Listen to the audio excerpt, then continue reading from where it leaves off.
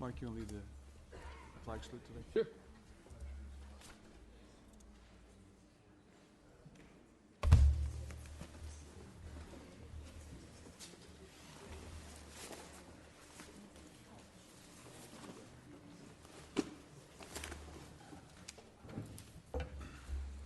Is Alan here? Yeah, he's here. I don't know.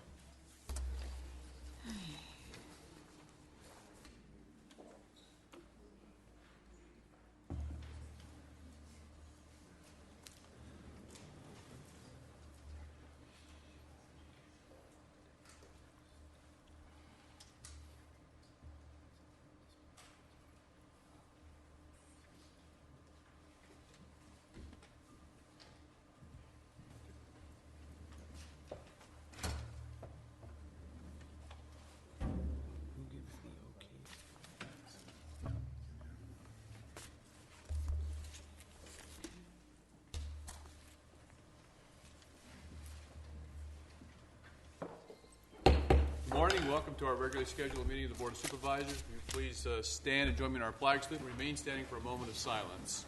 We'll be led this morning by Supervisor Ennis. Join me in saluting our great flag.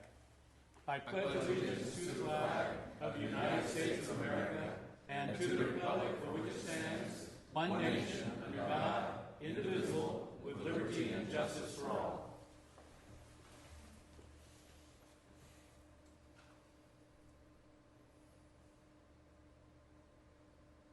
Thank you. Please be seated.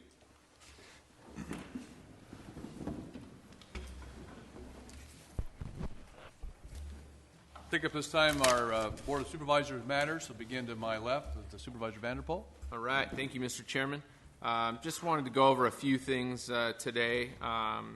We have if you'll recall, at the first meeting of the new year here at the board, the High-Speed Rail Authority had requested a cooperative agreement with Tulare County, and we had expressed some hesitation and reluctance to do so due to lack of communication and some issues needing to be fleshed out. And that follow-up meeting will be taking place tomorrow at 2 o'clock at the Resource Management Agency with the affected property owners, or a lot of them are going to be attending, as well as county staff. So hopefully that will be an informative meeting, and we'll get some answers to questions that we have asked. Also, at the KTAAA meeting yesterday, CSET was there and presented regarding their income tax preparation assistance services. They're offering those this year for those who are income qualified or seniors.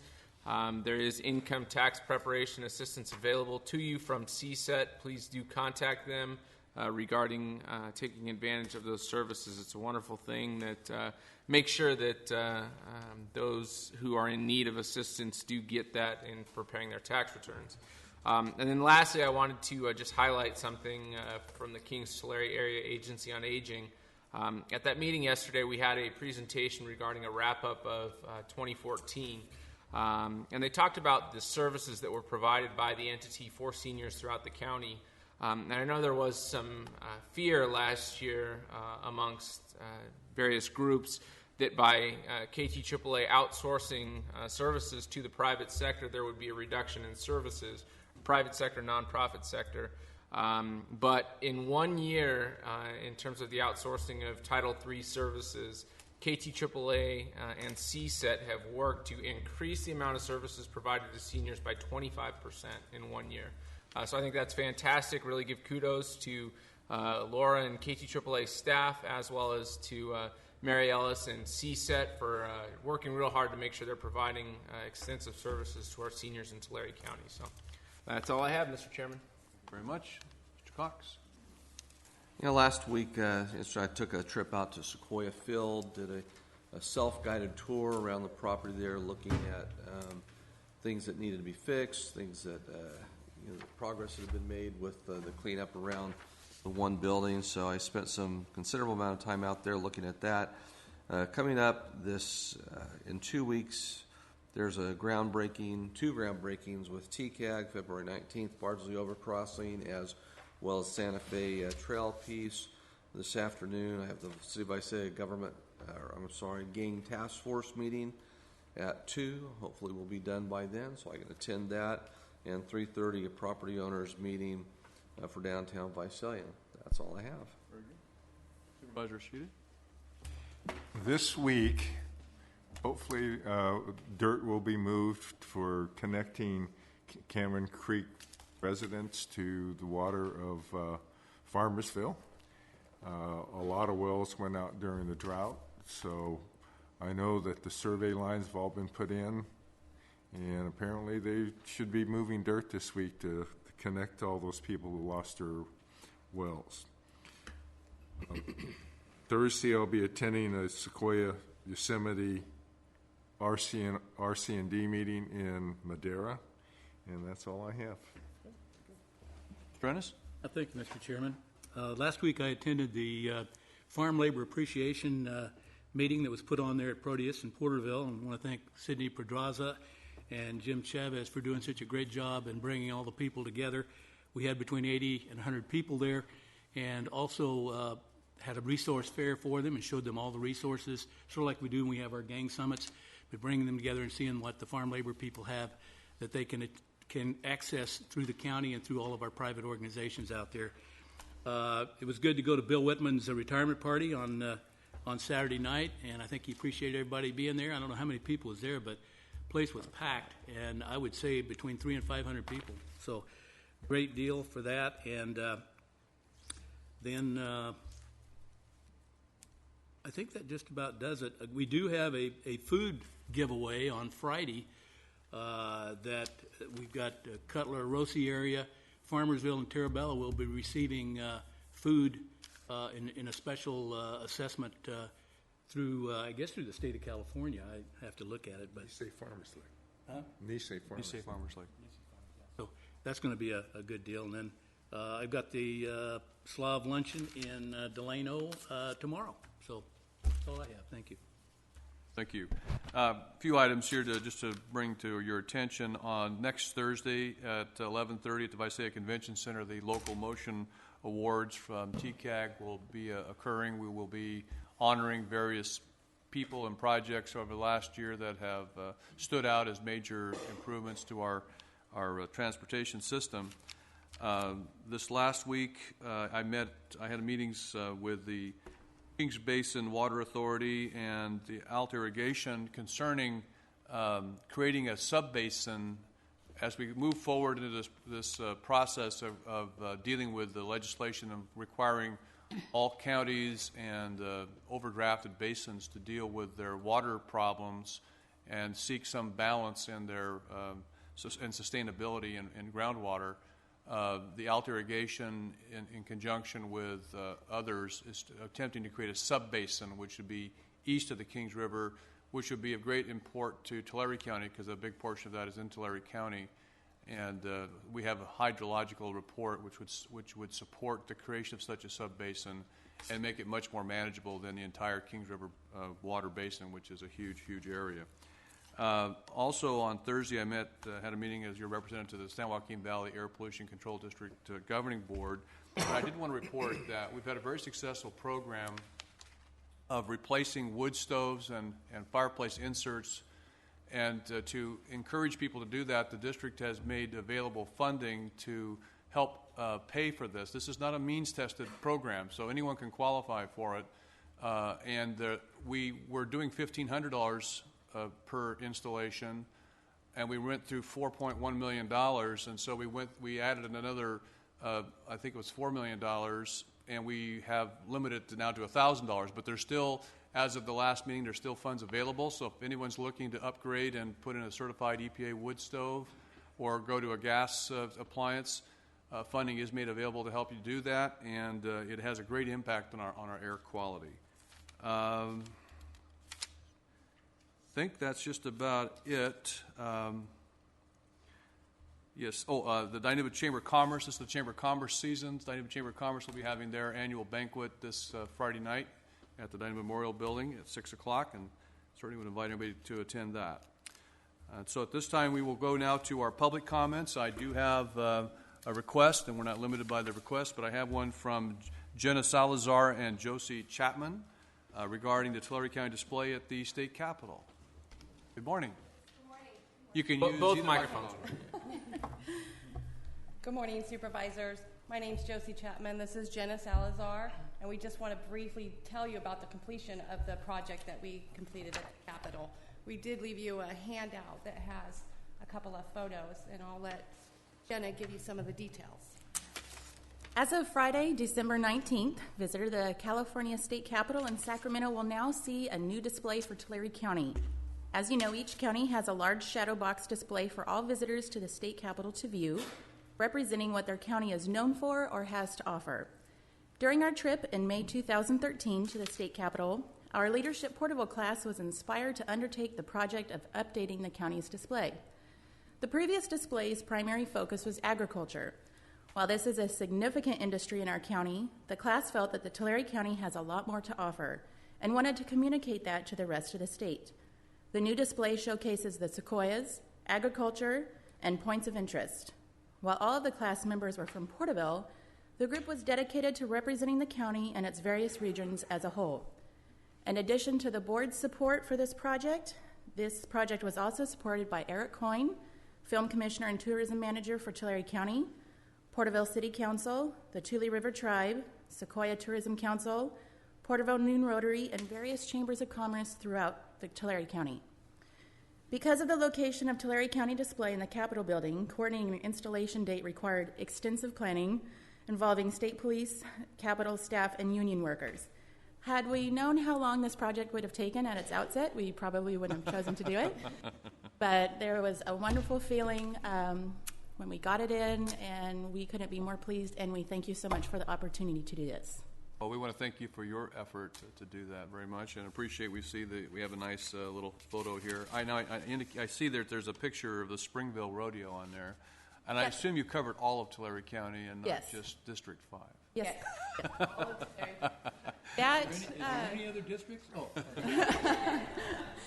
That display is it's a digital photo frame that showcases what we call the detail pictures of our county. So it rotates through events, activities, places of interest, landmarks for every individual community in Tulare County. Thank you. Very good. Any comments or questions from staff? No, Very thank good. you. Very proud Thank you very of, much. the Thank fact you. that it was a leadership Porterville class. Very good.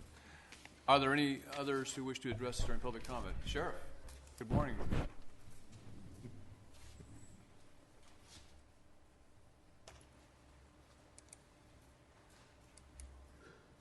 Great, good morning. To Mr. Chairman and members of the board, good morning. To our CAO and County Council. I just wanted to take a few moments this morning, just as a follow-up, to introduce some of our recently hired civilian staff. I know that I've spoken with everybody about significant changes within the Sheriff's Department, moving forward not only with technology, but how we're just overall operating within the department. And I'm incredibly pleased to introduce, as if you raise your hand, introduce Megan Raposo. As you know, she is our staff services analyst, which we use in our media relations. And what I'm pleased about with this position is a civilian position that customarily in the history of the department has been held by a sergeant. Andy Van Buren, she is our field evidence technician, and she's a civilian. She gave us a presentation yesterday that I was incredibly impressed with, and so much so that we're going to put on an agenda to meet with the board here in the next month or so to have that presentation given to you as well. The information she gave us yesterday just completely threw us into the future of technology and evidence collection. She replaces a detective. Lisa Brown, she is our new records supervisor, very needed, and for anyone who knows Lisa Brown, I have more letters of appreciation and thanks in her file. I've decided just to shred all the future ones. So Lisa, we're incredibly pleased for you. She replaces a sergeant. And finally, but not least, James Chavez. He is our most recently hired civilian pilot. And he's been flying overhead. We try to have that plane up as much as 6 days a week, sometimes not as much due to maintenance and other things that airplanes incur, but his position actually replaces a lieutenant. So I'm incredibly pleased that the positions that they replace, we can put into the field and put in positions of law enforcement action. And while we have our civilians in position, that really moves us into the future of our department. So I wanted to take 2 minutes this morning just to keep the board completely appraised and informed as to what we're doing. And so with that, I'll conclude. But thank you very much this morning. Thank you, Sheriff. And I just wanted to comment again, I thought it was a really great send-off for Sheriff Whitman last Saturday evening, and well-attended, great camaraderie, and I hope he felt the love that was in that building. He absolutely did. Yeah, I spoke to him afterwards, and he was incredibly touched by the outpouring there that night. So we're very thankful. Very good. Thank you. Thank you. Welcome aboard. Any other public comments this time? Yes, sir. Please come forward and give us your name and address. I'm John Rogers. I live on Avenue 264 in what is now Visalia. That used to be Tulare. And I didn't move, the post office did. I know on your agenda is a 20-year plan for Mooney's Grove, and I didn't know if it was the appropriate time to comment on that or not. Actually, the time would be when we have. It's not a public hearing, but we will invite. Because when it came up. Okay, I'm sorry I didn't ask about that earlier, but Mr. Ennis interrupted me and I had to spend a lot of time. Okay, very good. Thank you. Anyone else wishing to speak in public comment? Very well, we will close the public comment period and then we'll take up our consent calendar, items 4 through 25. Are there any items which members wish to handle separately? If not, I would entertain a motion. Motion to approve consent calendar. Second. A motion by Supervisor Cox, seconded by Supervisor Ennis. Please cast your votes. Votes are unanimous for approval. We'll now go to our untimed items, and we will take up item number 26. It's a request from Health and Human Services Agency to acknowledge those Tulare County restaurants and retail food establishments who have attained the Certificate of Excellence in Food Safety Award. This is always a great event we have every year. We keep waiting for samples, but it's nice to have. Oftentimes we have members of the restaurants, owners, and so forth that are here. It's good to have you here. Thank you. Good morning. Thank Morning. you. I have some PowerPoints.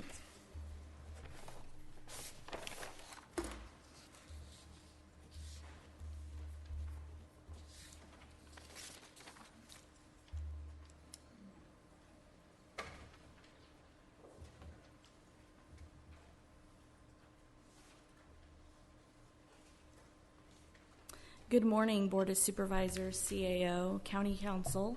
My name is Nelsa Gonzalez. I'm the Director of Tulare County Environmental Health. And today I also have with me Sonia Carranza, who is our Food Inspection Program Supervisor. So today we're here to talk to you about our Excellence in Food Safety Award Program. So the program started in March of 2010. In 2012, we awarded 126 certificates. In 2013, we awarded 211 certificates, and we're very excited about our 2014.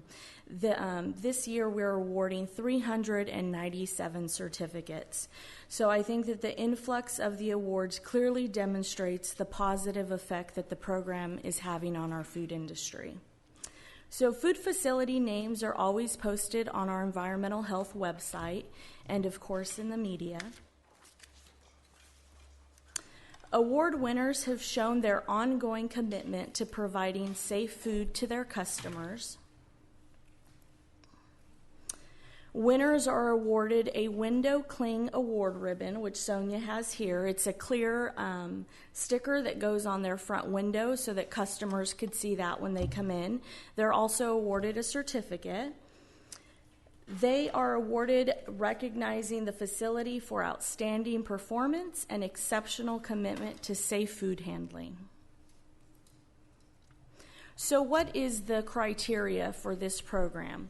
So first, you have to be a permanent retail food facility.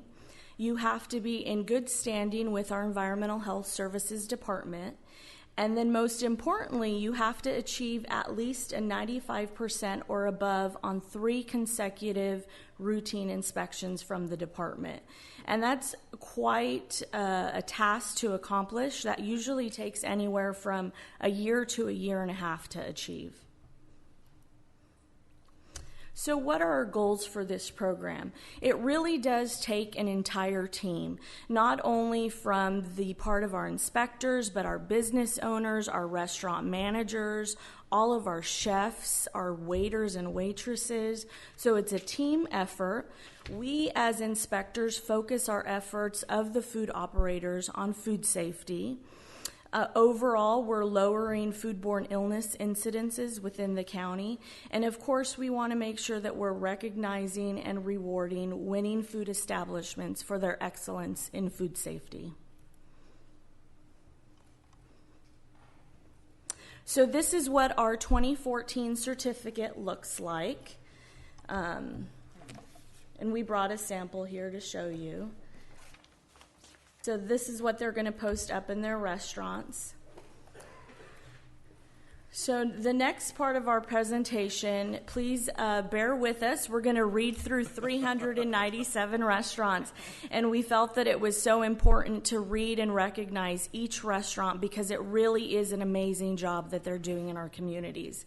I'd also like to state that if any of our restaurants are here, please feel free to stand when you hear your name being read so that we could recognize you. Good morning. At this time, I'd like to present the award facilities for the cities of Allensworth, Elpa, Badger, California Hot Springs, Cutler, and Delano. We have Allensworth School, Elpa School District, Badger Mountain House, California Hot Springs Resort, Cutler Elementary School, Elka Travel Plaza, Columbine School, Denny's, GH Food Mart, Jack in the Box. Okay, and for the city of Dinuba, we have Baskin Robbins, Big Boy Drive-In, Burger King, Carl's Jr., Cornerstone Market, Dinuba Donuts, Dinuba Gas and Food Mart, Dinuba High School, Dinuba Restaurant, Downtown Dinuba Market, D's Downtown, and Fraga's Bakery.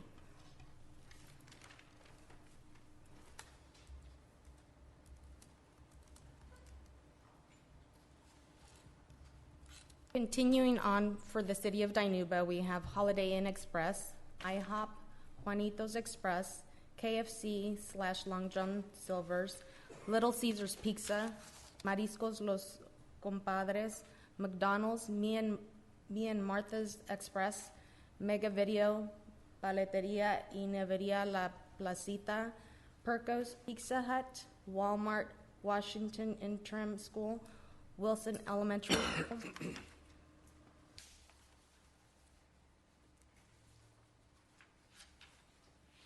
There's a little lag time, sorry about that. So for the city of Early Mart, we have Amigos Market and Liquor, Antojitos Genesis, Big B's Travel Center, Early Mart Chevron, Early Mart Elementary School, La Princesa Bakery, Naji's Market, Sa Market, Taqueria El Sol de Jalisco.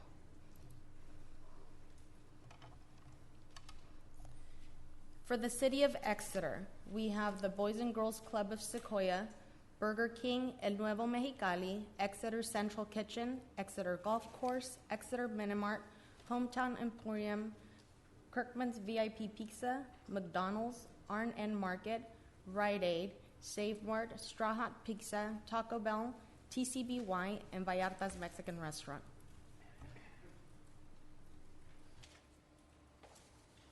Cities of Farmersville, Goshen, and Ivanhoe, Farmersville High School and Junior High, Freedom Elementary, Hester School, McDonald's, Rainbows Drive-In, Convenient Corner No. 3, Goshen Elementary School, USA Market, Country Road Cafe, and Ivanhoe Elementary School.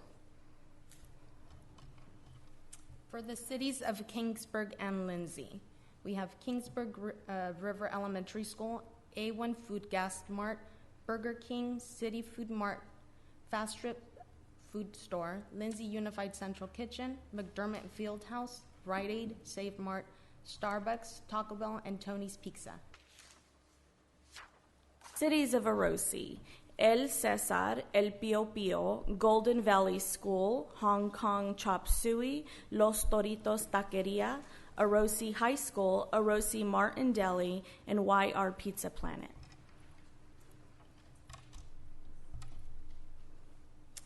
For the cities of Pixley, Plainview, and Poplar, we have Arco AM/PM, Best Truck Stop, Billard's Restaurant Santa Fe, Bob's Auto and Truck Stop, Burger Planet, El Chivo Meat Market, El Zarape, Main General Store, Pixley Elementary School, Pixley Food Center, Pixley Middle School, Prince Food Mart, Three Brothers Drive-In, Tough Pizza No. 2, Family Market, Pleasant View Elementary.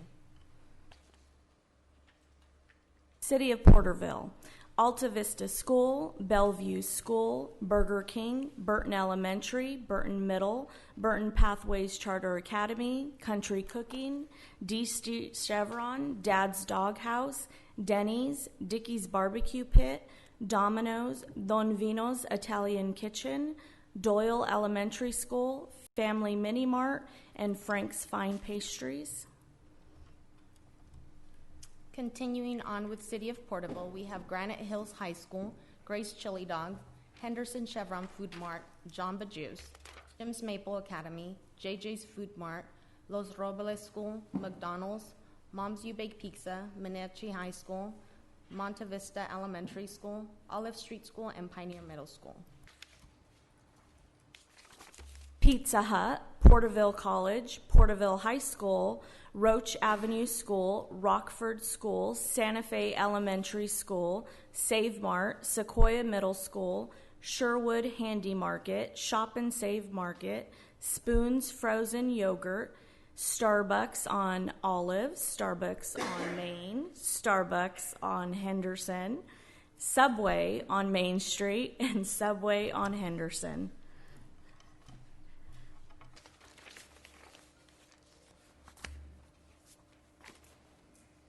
We have Summit Charter Academy on Matthews Street, Summit Charter Academy on Lombardi Street, Summit Charter Academy on Redwood Street, Taco Bell, Target on Henderson, Target on, and Thai Kitchen, Two Matas Fast Food, Vandalia School, Wendy's, West Putnam School, and Westfield School.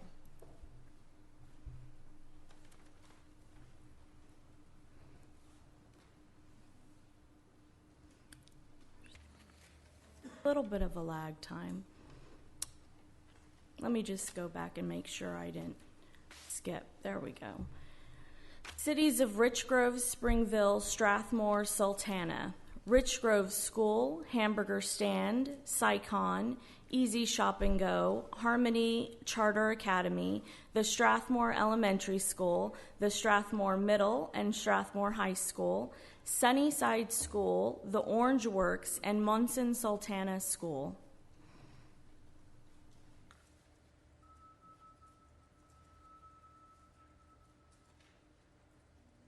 I know, it's loading slowly. There we go.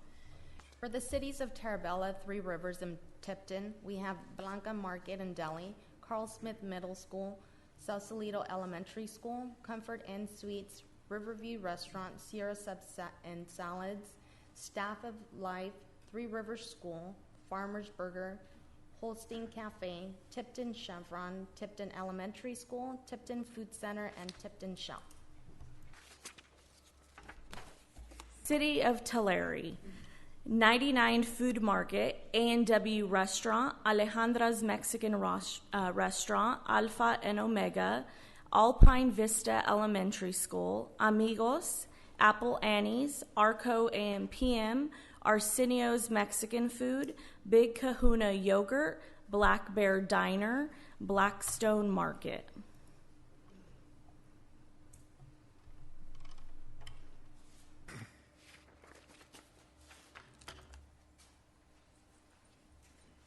The lag time makes sense here. There's so many in Tulare. Thank you. Bravo Farms Restaurant and Gift Shop, Buena Vista School, Burger King on Bardsley and Burger King on Blackstone, C&E Market, Carl's Jr., Chase Mobile Tulare, Chevron Gas and Goodies, Chilitos, China Inn and Chinese Restaurant, Circle 7, Coffee Alley 1, Comfort Suites, and Denny's Restaurant.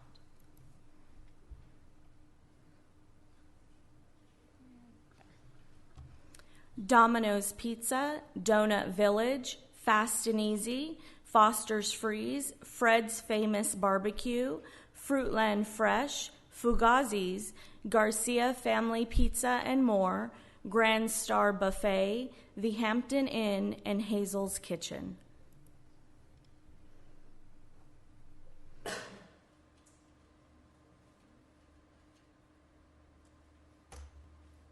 Domino's Pizza, Domino's Village, Fast and Easy, Foster's Freeze, Fred's Famous Barbecue. Oh, is it that's the same one? Did it kick back? Sorry about that. Okay. Sorry. JJ's Cowboy Cafe, Jack in the Box, Jack's Gift and Go, Juanito's Mexican Restaurant, Kentucky Fried Chicken, La Palma Bakery, La Piazza Restaurante Italiano, Las Palmitas, Las Playas Restaurant, Little Caesars Pizza, Long John Silver's, Love's Travel Stop and Country Store, Lucky Star, and Maple Learning Center.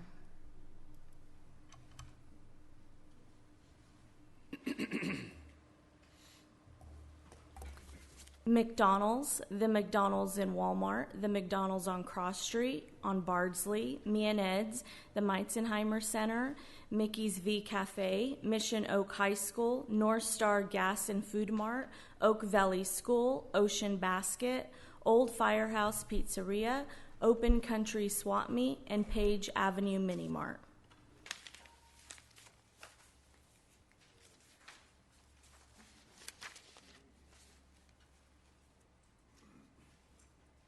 Palace Food Depot, Palo Verde School, Panda Express, Papa Pizza, Pitching Wedge, Pizza Hut, Creek Market, Arnett Market, Richard's Lunchbox, Rite Aid, Roach Oil Food Mart, Rocky Mountain Chocolate Factory, Round Table, Save and Easy, Sierra Minute Mart.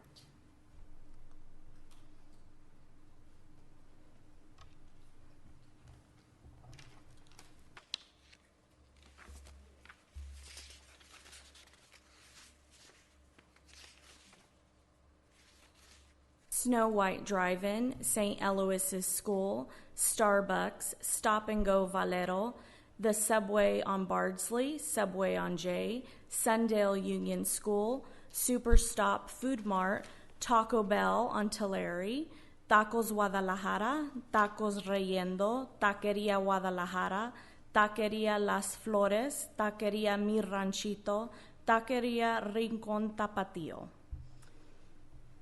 Target, the Donut Factory number 2, the grocery store, Time Out Fun Center, Tulare Cafe and Bakery, Tulare Donut, Tulare Locker Service, Tulare Center Kitchen, Tulare Senior Center, Tulare Union High School, Tulare Western High School, Vallarta Market, Valley Drive-In, Bejar's Mexican and Restaurant and Cocktail Lounge, VIP Pizza, Joaquina Elementary School, Wendy's, Wimpy's, UB's Pizza.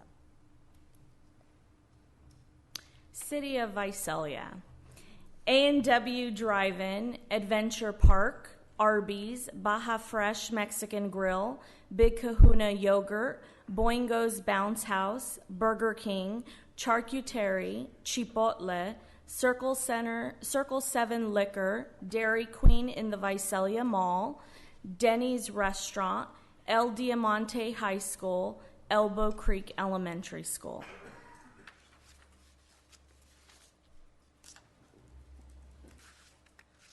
Flyers, Food Max, Four Creeks Cafe, Fugazi's on the Go, Glick's Old Fashioned Meat Market, Golden West High School, In-N-Out Burger, Jack in the Box on Ben Maddox and Jack in the Box Jimmy John's, Cahuilla Delta Rehabilitation Center, Kentucky Fried Chicken on Noble, Kentucky Fried Chicken on Walnut, La Jolla Middle School.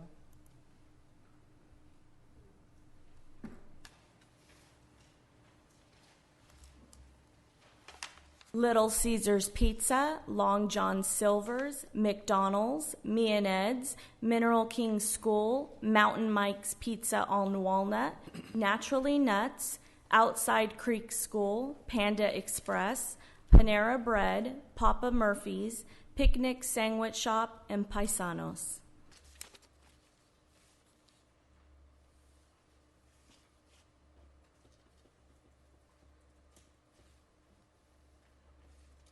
Pizza Hut on Acres, Pizza Hut on Walnut, Porta Subs on Noble, Porta Subs on Mooney, Primo Espresso, Princesas Superete, Quesadilla Gorilla, Quiznos Subs, Red Robin, Redwood High School, Rollertown of Visalia, Save Mart on Noble, Save Mart on Goshen, and Sonic Drive-In.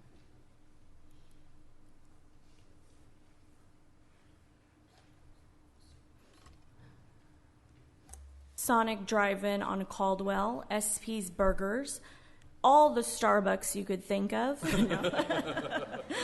Goshen, Noble, Mooney, Caldwell, Mooney and Main Street. Subway on Mooney, the Subway Sandwich Shop on Plaza, and we have a couple on Mooney, and our Super 8 Motel.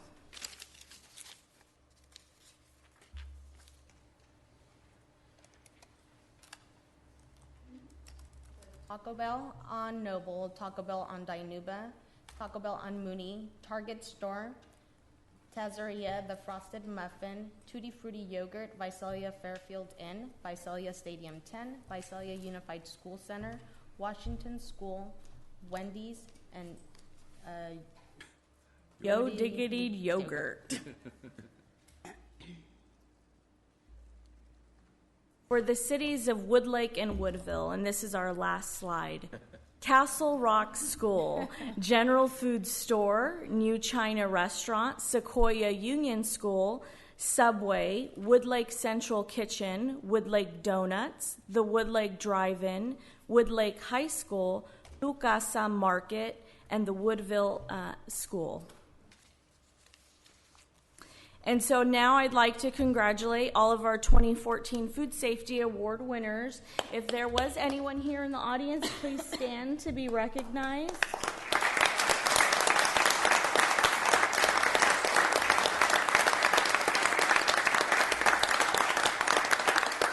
thank you for being here. I know, thank you. Thank you for your time. Mr. Chair. Yes. Just to make a few comments. First of all, I know that was very laborious reading that very long list of 397 names now. But to each of those restaurant owners that are here today and who received this award, I know it is very meaningful to be recognized because this means that they stand above and beyond their competition and others out there in terms of trying to provide safe and clean food to their patrons. I think it says a lot about this program, which I like to say I was very involved in making very public. Right. Back in 2012, when we only had 126 certificates, and to say for 2014, that's only a few years later, we've nearly quadrupled that list. I think that it shows that their patrons value seeing that certificate and knowing that the food that is prepared there is done safely, and that's why you're seeing the numbers grow. And so I think that this system is working. I think we might need to split this into 3 or 4 separate board meetings as this list continues to grow. But I must say that I do support continuing to do this because I think the public recognition means a lot to these individuals and means a lot to the patrons here who see the restaurants that they may frequent listed up there. So I know I saw a lot of the sheriff's deputies and sheriff's personnel here nodding their head when they saw restaurants called off because I know they frequent those Especially fairly the often. donut places. So anyways, but congratulations to all those restaurants and thank you to the restaurant owners who made the effort to be here today. We appreciate your hard work and know that your efforts to go above and beyond are appreciated and are certainly recognized. So thank you. Any Thank other you. comments by members? Real quick, Yes, no cheap sheriff shots. But as you can see, I support many of these restaurants. And it was pretty ironic. Supervisor Vanderpool leaned over to me during the Visalia. He says, "You guys have an Arby's?" I said, "Yeah, I ate there Saturday, and guess what? It was clean." So I do appreciate this also. This is a great way for us to recognize those hardworking restaurant owners. A lot of you do know for about 25 years I worked in the restaurant industry on the construction side, and it is difficult to keep those restaurants clean because you don't control what comes in on pallets with the food, and so it's a lot of hard work when they get this food in to make sure it's clean and ready to go. So thank you for all you do. It's appreciated. Absolutely. Thank you. Supervisor Sheehan. I also certainly appreciate the effort that the restaurant owners and operators have gone through. I think that little sticker, I think the public needs to be more aware of what we're doing and what you're doing and the efforts that you're making, because I think it really helps business. I think when we first came out with the awards program, I want to take my hats off to the city of Porterville because they didn't have any. So, and I can imagine by next year they'll probably double. And I expect this whole program to increase substantially as people become aware of what the program's about, and they feel confident when they see that sticker walking in the door that you've done your best to provide great, safe meals for them. So thank you. Yeah, I also would like to thank everybody. I was that first couple of years and not seeing anybody in the Porterville area, and I frequent quite a few places over there. It's good to know that our food is safe, and especially with the schools too. Seeing all those schools that, of course, in Porterville, it's pretty easy because they've got one central kitchen that serves all of the schools. So that's good. But also, just hey, thank you for watching out for the health of our people and doing things the right way. It's not harder to do it the right way, and it's good to see everybody out there, especially see the manager from Target back there. I frequent that place quite a bit, so thank you so much. Thank you. I just want to say, first of all, I didn't realize we had 397 restaurants in Tulare County, and that's the ones who got the certificates. And then I think all of us sitting here, we could think of a tremendous number of restaurants that we do frequent that weren't on the list. So I guess we must have, 1,500 restaurants in the county. I'm not sure. We could change it up next year. I was thinking a couple of the most imaginative names today. There would be a tie between hamburger stand and the grocery store.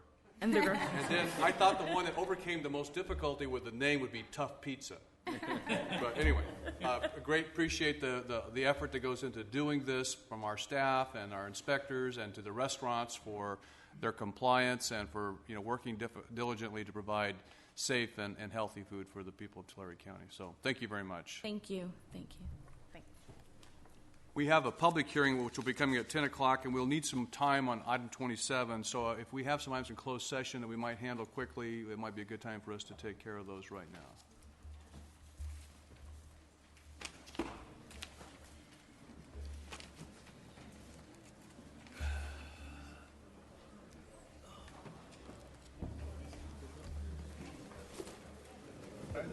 I just worked for you.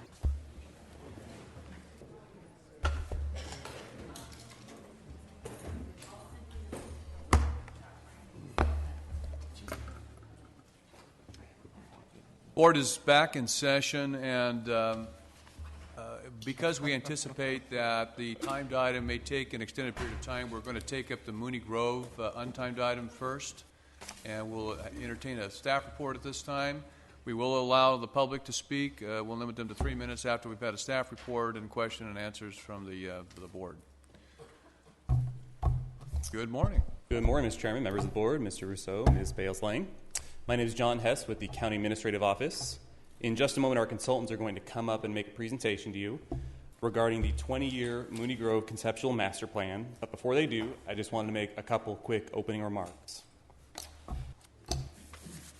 This plan is the result of a lot of hard work on the part of our consultants, community groups, Tulare County residents, and county staff. And I'd like to thank everybody who's been involved in this process. Of our 10 parks countywide, Mooney Grove is the county's central and most visited park. Our Parks and Recreation Department, and particularly our Parks Manager, Neil Pilgard, as well as his staff, have a long history of partnering with local residents, organizations, and businesses to leverage our local parks dollars as much as possible. For example, in the last year, in year 2014, the county partnered with a wide variety of organizations and businesses, as well as residents, to do a lot of volunteer projects, rehabilitate facilities, as well as a variety of other things at the park. Here's just a small sample of some of those organizations. The Cuyah Delta Water Conservation District, the Tulare Irrigation District, several Lions, Kiwanis, and Rotary Clubs, CSET and the Family Healthcare Network, local Boy Scout and Girl Scout troops, the Historical Society, as well as the County Office of Education, local car clubs and local disc golf groups, the University of California Cooperative Master Gardeners, and Southern California Edison. This 20-year plan is a conceptual planning document designed to recommend a long-term vision for the park while recognizing the park's historical value. Based off of your direction this morning, this plan would be a starting point for future comprehensive planning, engineering, architectural, and landscape concepts. The plan is not an operational or strategic plan and does not identify immediate facility, landscape, or maintenance needs. Those matters are handled in the county's facilities and capital improvement plans to be considered later. Also, the plan does not address prioritizing or identifying the cost of the plan recommendations. Rather, this plan looks into the future for the kind of park that we would like to see for years to come. Finally, in addition to your consideration of the plan, staff has also prepared a categorical exemption in compliance with the California Environmental Quality Act for your consideration and approval this morning. One quick note to be made on the CEQA document is the draft resolution listed the Regional Bicycle Transportation Plan. That will be corrected to read the Mooney Grove Plan on the final version. Staff and the consultants will be available at the end of the presentation for questions and comments and responses. With that, I would like to introduce Jason Paul with Kleinfelder and Dan Vena with Sierra Designs to present the Mooney Grove 20-year conceptual master plan. Thank you. Good morning.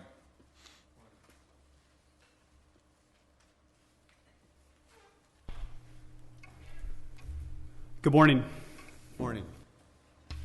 The volume's up, I see. Excuse me.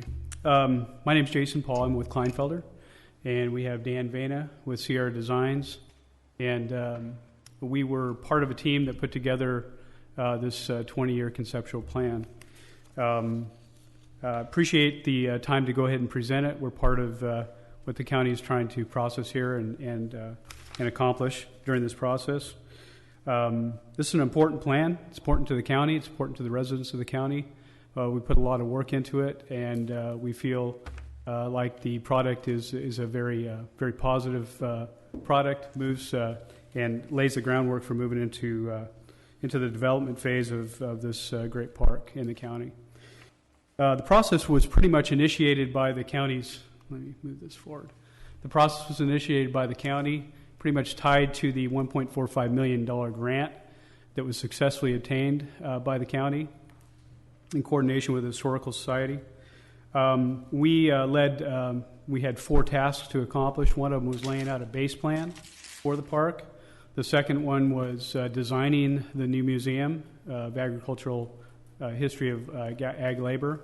And then the third piece was putting together this 20-year conceptual plan. And the fourth part of this was coming up with a plan for museum rehabilitation for the old museum. The plan was developed pretty much to help ensure that there would be increased public usage of the park, enhanced public usage of the park. It was developed by a lot of input and several meetings with staff, many meetings with staff, open forum type community meetings. And really what we want to do with the plan is to develop and guide future development of the plan. So the whole planning process involved a significant amount of time doing inventorying of the park condition, the museum condition, the condition of the museum collections. We designed and participated in community outreach meetings along with county staff and other interested stakeholders. We consulted with agencies, like I've said before, many meetings with staff, meetings with the Historical Society, their fundraising committees to try to identify maybe uses in the park that we could dovetail into situations where we could enhance potential funding. We did public presentations after the plan was produced. So the plan had been produced for a year, published for a year. A year later, this last November, we had 2 public presentations. One was more of a presentation. The other one was in response to comments that we'd received in the first go-round, and also the plan was published or posted publicly, and that allowed a few more comments to come in. So, like I said, the comments were addressed in the public meeting. You should have in front of you a copy of the responses that we provided. So, bottom line, we did a lot of research. We documented existing conditions, what was good, what was not so good, what the reality was, what the situation was. We did public outreach. We asked a lot of questions. We got a lot of feedback. In the previous slide, you saw a picture of one of those feedback sessions. There were a lot of ideas that we considered. Again, county staff was integral in some of the decisions made to be included in the design. So I'm going to go ahead and hand it over to Dan, who's going to talk about the process in the park and the park. Great. Thank you very much. It's a pleasure. Actually, it's an honor to be here, to have been granted the ability and the privilege to work on this historic park. This park was originally designed by a landscape architect a little over 100 years ago, Johannes Reimers. Johannes Reimers was a landscape architect for the railroad, and he designed a lot of major parks and facilities throughout the West, including most recognizable locally as Roding Park in Fresno. The fact of the matter is that the park is over 100 years old, and many of the structures and the facilities have, there are many good things. Let's see, let me back up one. I apologize. There are a lot of many good things associated with the park. Some of them are historic. The most historic, obviously, is the tree canopy, the oaks, which was the cause for the park to come into existence originally. Boathouse, arbors, historic monument, lakes, and most recently, disc golf. So there are lots and lots of good things here. However, there are lots of things that also, the reality, we were tasked with looking at the reality of the existing condition and how do we take a park that was conceived in the 18th century into the 21st century. And so a lot of the older facilities are at, near, or beyond their useful life. And so that's one of the questions that we brought up to staff, brought up to the community in our public meetings. And the discussion was, do we repair them, do we replace them, or do we remove them? Do we relegate them to history? Some of the other realities that we were looking at is the current residents. You know, we have some permanent residents within the park. In the far left upper slide, it's hard to tell, but there are over 100 geese in that one photograph. So we have the reality of what's going on in the park right now. The bottom, the photo directly below it, our oldest residents are the oak trees, and they are aging as everything else is aging, and can cause some significant damage that we need to be aware of and mitigate. What we looked at the existing infrastructure, and we haven't shown you slides of the infrastructure, the wet, dry utilities, and all those things that the other consultant, Provost and Pritchard, inventoried. But on the surface, the thing that's of the most important you can see in this aerial photograph, which are the lake, the pavilions, the current road structure, and this is a photograph of the 2007 tree inventory, which Neil and his staff update every 3 to 5 years as trees are lost or replaced. Or come into a size that warrants their documentation. So we looked at this inventory of trees and the other infrastructure items before we even began processing the slide. I know about every inch of this. I mean, I grew up in Visalia, I grew up here in Tulare County, farm family, and we did our family picnics and our company picnics at this park. So not only do I know it as a child, you know, it was going back and reintroducing it to me. One of the questions that we asked the public as well was, there are a lot of historic uses, some of them that are no longer here. You know, the first permanent resident there was the buffalo. That was our first zoo animal. The most recognizable was the sun bear. So a lot of these things here were things that happened in the past that were features, facilities that were here in the past, and either were replaced or are no longer with us. And some of the things have been replaced a couple of times, meaning that The original structure was built, it was replaced, and now it has either been replaced itself or is due to be replaced because of reaching the end of its useful life as a structure. And here are some of the historic photos that we have found. You have the original entry on the far left, the original pavilions. Those were, someone was just asking me, those were built out of the prunings of the oak trees, the original grove. And so obviously things get, have a useful life and get replaced. The original dance hall and then the original boat arbor and the original bridge. We also presented and had lots of ideas brought to us by the public and staff, and then our own ideas of comparable sized parks and the uses that are currently popular or usable. And again, the goal is that whatever is in the park should be of value to the current population. It can have value historically or as an activity. And so we asked questions about a bandstand. There really wasn't a whole lot of interest at that point, or when we were doing the design in a bandstand. Water play area was huge. There was a lot of interest in that. Other features, wedding chapels, alternative to the concession stand, mobile food vendors and things like that.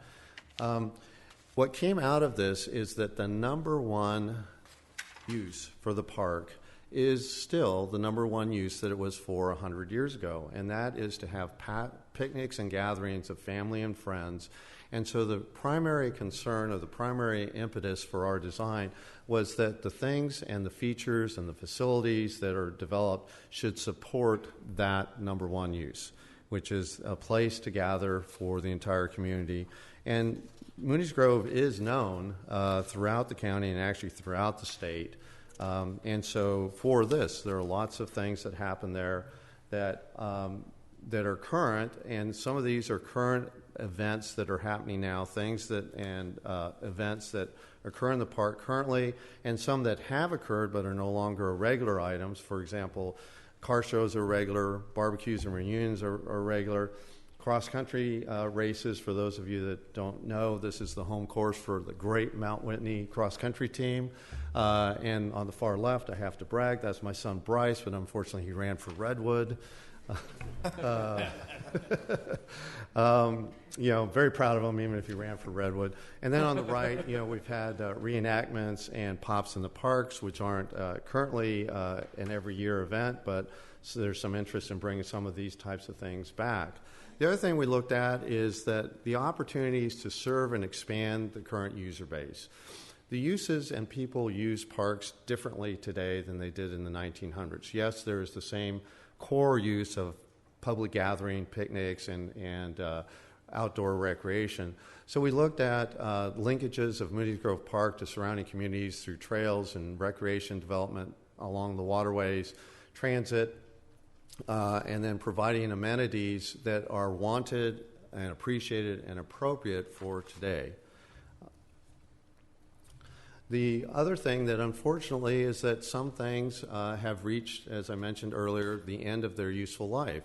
And so the question became is what do you relegate to history and what do you keep and what do you replace? So unfortunately, I'm using as the prime example of that category is the Veterans Memorial.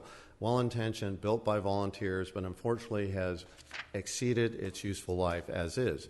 Now, this is one of the major structures that or uses and facilities that we're looking to replace. So currently it's in total disrepair, and it needs to be upgraded to honor our veterans. And so I'll have a slide specifically dedicated to that a little bit later. So we had to make some hard choices, based on community input, staff input. What do you keep? What do you relegate to history? We looked at the major areas and categories and of this. So it all evolved into kind of an analysis of the park, its existing features, and we broke that into categories and areas and things to address. And so we have the Mooney's Grove frontage, we have the entry, and I'm going to click through these really fast. The pavilions, we have the lake, we have the Veterans Memorial, concession areas, the ponding basin with the possibility of an amphitheater in the future, the new museum and site, creek design, Cameron Creek, how do we handle the creek edge, and the caretaker site and M&O facility at the far corner there. And all of that led into the master plan. The master plan went through a number of schematics that was reviewed was put out in a public presentation here in these chambers. It was also reviewed multiple times with staff, refined, revised multiple times, and evolved into the document that you have before you today. Now, I won't go through the whole thing. It would literally take me at least a day to go through all the specifics of the park, so I'm going to go through a few of the major categories. What I do want to say is that the first major item is the historic entry along Mooney Boulevard. So there is the historic entry that one of the previous slide had a wood limb structure built over it. We have the end of the trail that's there on Mooney Boulevard. There's some pros to that. I mean, it's the historic point of entry, but there are also a lot of problems, a lot of cons in the sense of Mooney Boulevard, and I'll go through that now on the next slide. With Mooney Boulevard in the frontage area is that the park was designed 100 years ago. None of us recall what that was like. It was 100 years ago. But a fast travel back then was your Model T, the early version, or a fast horse. And so that was a speed of 100 years ago of probably 10 to 15 miles an hour. If you had a flat, smooth road, if it had been road graded, maybe you got up to 30 miles an hour in a short burst.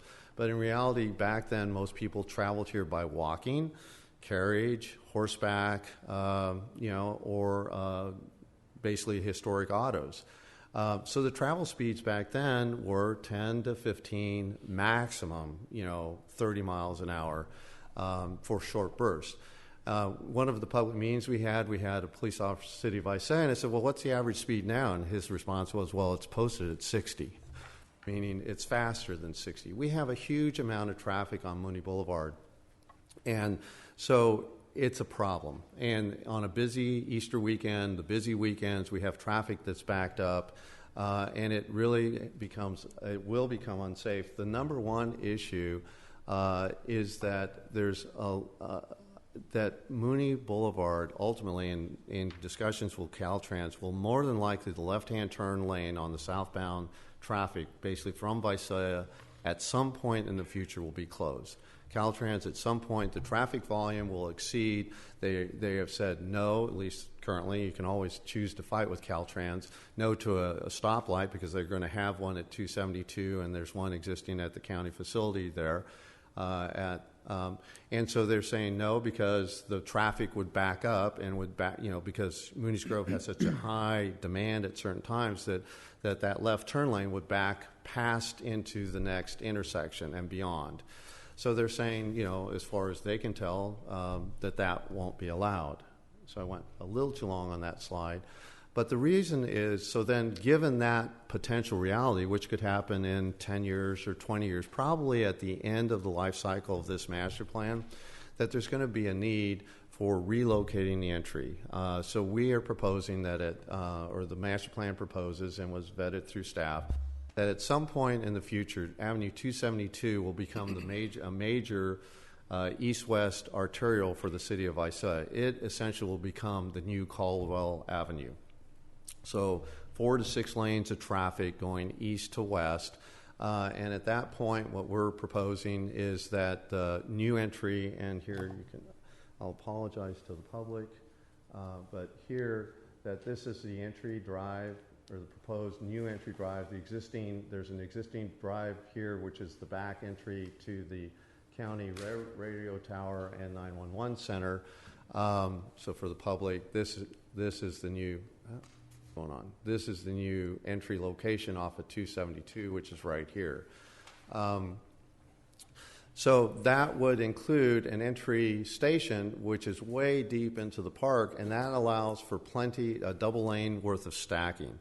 So it would make it a safe intersection, a safe entry into the park. So public from Visalia, from the east side of Visalia would come along 272 this way, from Tulare would come this way, and it would take the traffic or the loading off of Mooney Boulevard and onto 272. And even if there was backup traffic from Tulare, it could safely get on this shoulder here into a right turn lane and enter for major events and major weekends into Mooney's Grove. So that's a major change. That's a major concept within the plan. And again, the purpose was to make it safe. When is that going to happen? We don't know. I could honestly say I seriously doubt it would happen in the next 3 to 5 years. And it will most likely happen when one of a few things could happen: when the traffic gets so bad, when Caltrans puts their foot down and says no, or we have the first major tragic family accident at that intersection on an Easter Sunday. So at some point, we are anticipating that this would be the new entrance to Mooney's Grove Park. There's a lot of thought and documentation in the plan as to what that could look like and what we're anticipating. And that leads into the circulation and parking within the park. Again, the park was designed when you tied your horse up to the nearest oak tree or to a stand. It's been modified over the years with the concrete and stone-capped walls. But circulation is a big deal. There's some pros to that. The informal parking is kind of cool, but there are dead ends on big events. The parking is irregular and not easily accessed. So which led into the second really major concept, or the core of the park, and that's called what we called, when we designed this, a park within a park. And the reason for this is that there's a lot of informal traffic lanes of vehicles in and out, and that's probably because horse and buggy days, they just, parked wherever. Now there's a bigger population, bigger usage, and so this is kind of the core of the park, and what we chose to do is push the cars out to the perimeter. And what that did a number of things. It allowed us to organize the circulation, reduce conflict between, and actually eliminate conflict between pedestrians and cars.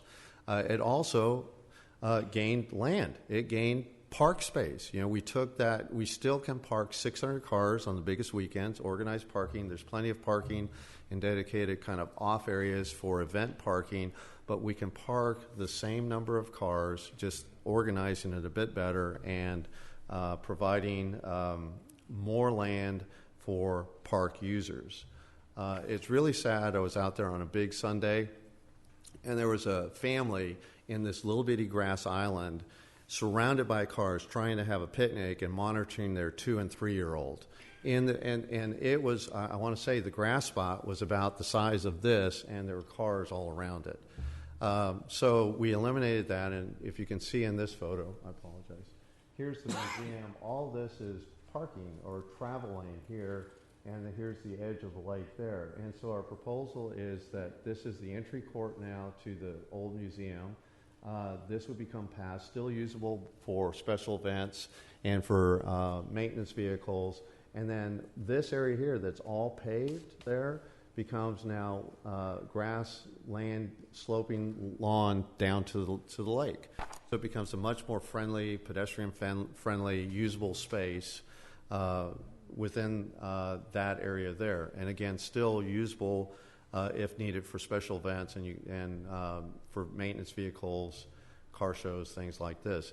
There's another section. The island I was talking about, if you can just see that little island right there, this little island right here is where that family was trying to have a picnic. So if on here, this area here, all of this paving would come out, and that's equivalent to all of that land right there. So now all that becomes available for picnic, has plenty of room to throw a football, toss a frisbee, put new pavilions. So we're actually going to be placing where there's parking lot now or paving, we'd be putting new group picnic pavilions in there because that was determined a need. And then the parking is organized, and so then this parking would become more organized. Next slide. The other amenity, again, as I had mentioned a little bit earlier, is the lake. The main draw within the park is people are just are drawn to water. They want to be up against the edge of the water. Right now we have a very narrow walkway, and so the plan is to enlarge that walkway, add more turf where there isn't any, do some repair and renovation to the existing bridge, create some gathering spaces outside of that. So instead of this little narrow, we would have a wide promenade space along the edge of the lake. And there's lots of other improvements that are documented in the document. The other item is Cameron Creek. Originally, it was a creek. Now it's an irrigation ditch. So we're looking, and we've had informal discussions with the water purveyor, TID, and they are not opposed, which means it's a possibility, and we've worked with them on other projects where we can lay down the banks. So we just lay down the banks, and as long as we don't steal any water, we don't clog the water so the water flows freely to the people that have the rights to the water, then we can lay those banks down, and we make it so that you're already maintaining it. So we can naturalize those edges so it becomes an amenity instead of a channel. And it also would be safer, because if we lay down those edges and a child falls in, he's got something to grab along the edges, he or she has something to grab, and it becomes a place where we can have, bird watchers. It becomes more of a natural space. And really will become an amenity instead of a utility flowing through the property. And then, as I promised, we're talking about the Veterans Memorial. The current Veterans Memorial has fallen on hard times. As I mentioned, very well-intentioned, funded and built by volunteers, but unfortunately it wasn't built to have a useful life of 50 to 75 years. When we work on projects for schools, our goal is always a useful life from the Department of State Architect of a minimum of 50 years. So really, things that are built, you want to have, it is a bigger investment initially, but you want to have it to last for a long, long time. And so what we're proposing, and this is just a concept, and we would build or design in right at the new entry at the drop-off to the museum complex and the Main Street complex, a new Veterans Memorial that would be all-inclusive. The current one is just Vietnam era, and so we would propose to expand that to all service branches and all veterans. Jason. Thanks, Dan. So the next part of the plan deals with infrastructure and utilities. I identified right up front that one of the first tasks was to lay out a base plan for the park. One of the data gathering activities, first of all, was trying to figure out where all the septic systems were and where all the utilities were, and they're pretty haphazard. So the plan calls for a more organized approach. Some things won't change a lot. Sewage and water, potable water, proposing off-site sources and ultimate destinations for the septic. Stormwater is collected on site. It's going to continue to be collected on site. The dry utilities, pretty erratic currently. We have a detailed plan, not a detailed plan. We have a concise plan for locating those in a common trench. The next part of the plan dealt with the Main Street concept. Dan mentioned the Main Street concept. And this is one of the initial concepts that we identified in our initial presentation to the board several years ago. And the Main Street theme was pretty much developed based on historical western main streets, including those in Tulare County. There's some restaurants in town, I know, or in Tulare at least, that have some good historical pictures of some of the older buildings. We pulled together a lot of research. It's in the appendices that you guys have. And we've identified some other, essentially concepts of western towns that we identified through the research that we did. We came up with a concept utilizing both the current structures that are in the park, realign them on a main street that incorporates proper widths that would be consistent, types of frontage. Did it have a boardwalk? Did it not have a boardwalk? Were the houses set back? Were the commercial buildings? So we considered all that when we put together this plan, and it's actually on the cover sheet. It's a plate in the document, but it's also on the cover of the document. I'm sorry I don't have a slide. I neglected to include it in the slide. But this is an artist's rendition of what it would look like. There's two elevations, actually three elevations, one looking down the main street and then one looking at each side. So it's designed to be as historically accurate as possible, again, to make it somewhat of a destination, to allow the opportunity to use the Main Street conceptual area as a possible venue for creating income and driving the public into the park. And again, maximizes the opportunity for both private and public funding. The buildings, part of the process of getting to the point where we got to is we found out that the buildings were pulled out of their original context with no documentation, no photo documentation, no documentation of where they sat, very little documentation. Sometimes with, I think, the MCAN house, there was some information about where it sat, and that's useful. But essentially, to be able to qualify for certain types of grant funding, they'll need to be put back into their, there would need to be a study identified that would identify those types of things, what the construction type is, what it would need to be restored, all those types of things. So the plan calls for thorough documentation. Oh, by the way, we've done some of that documentation. We photo documented them.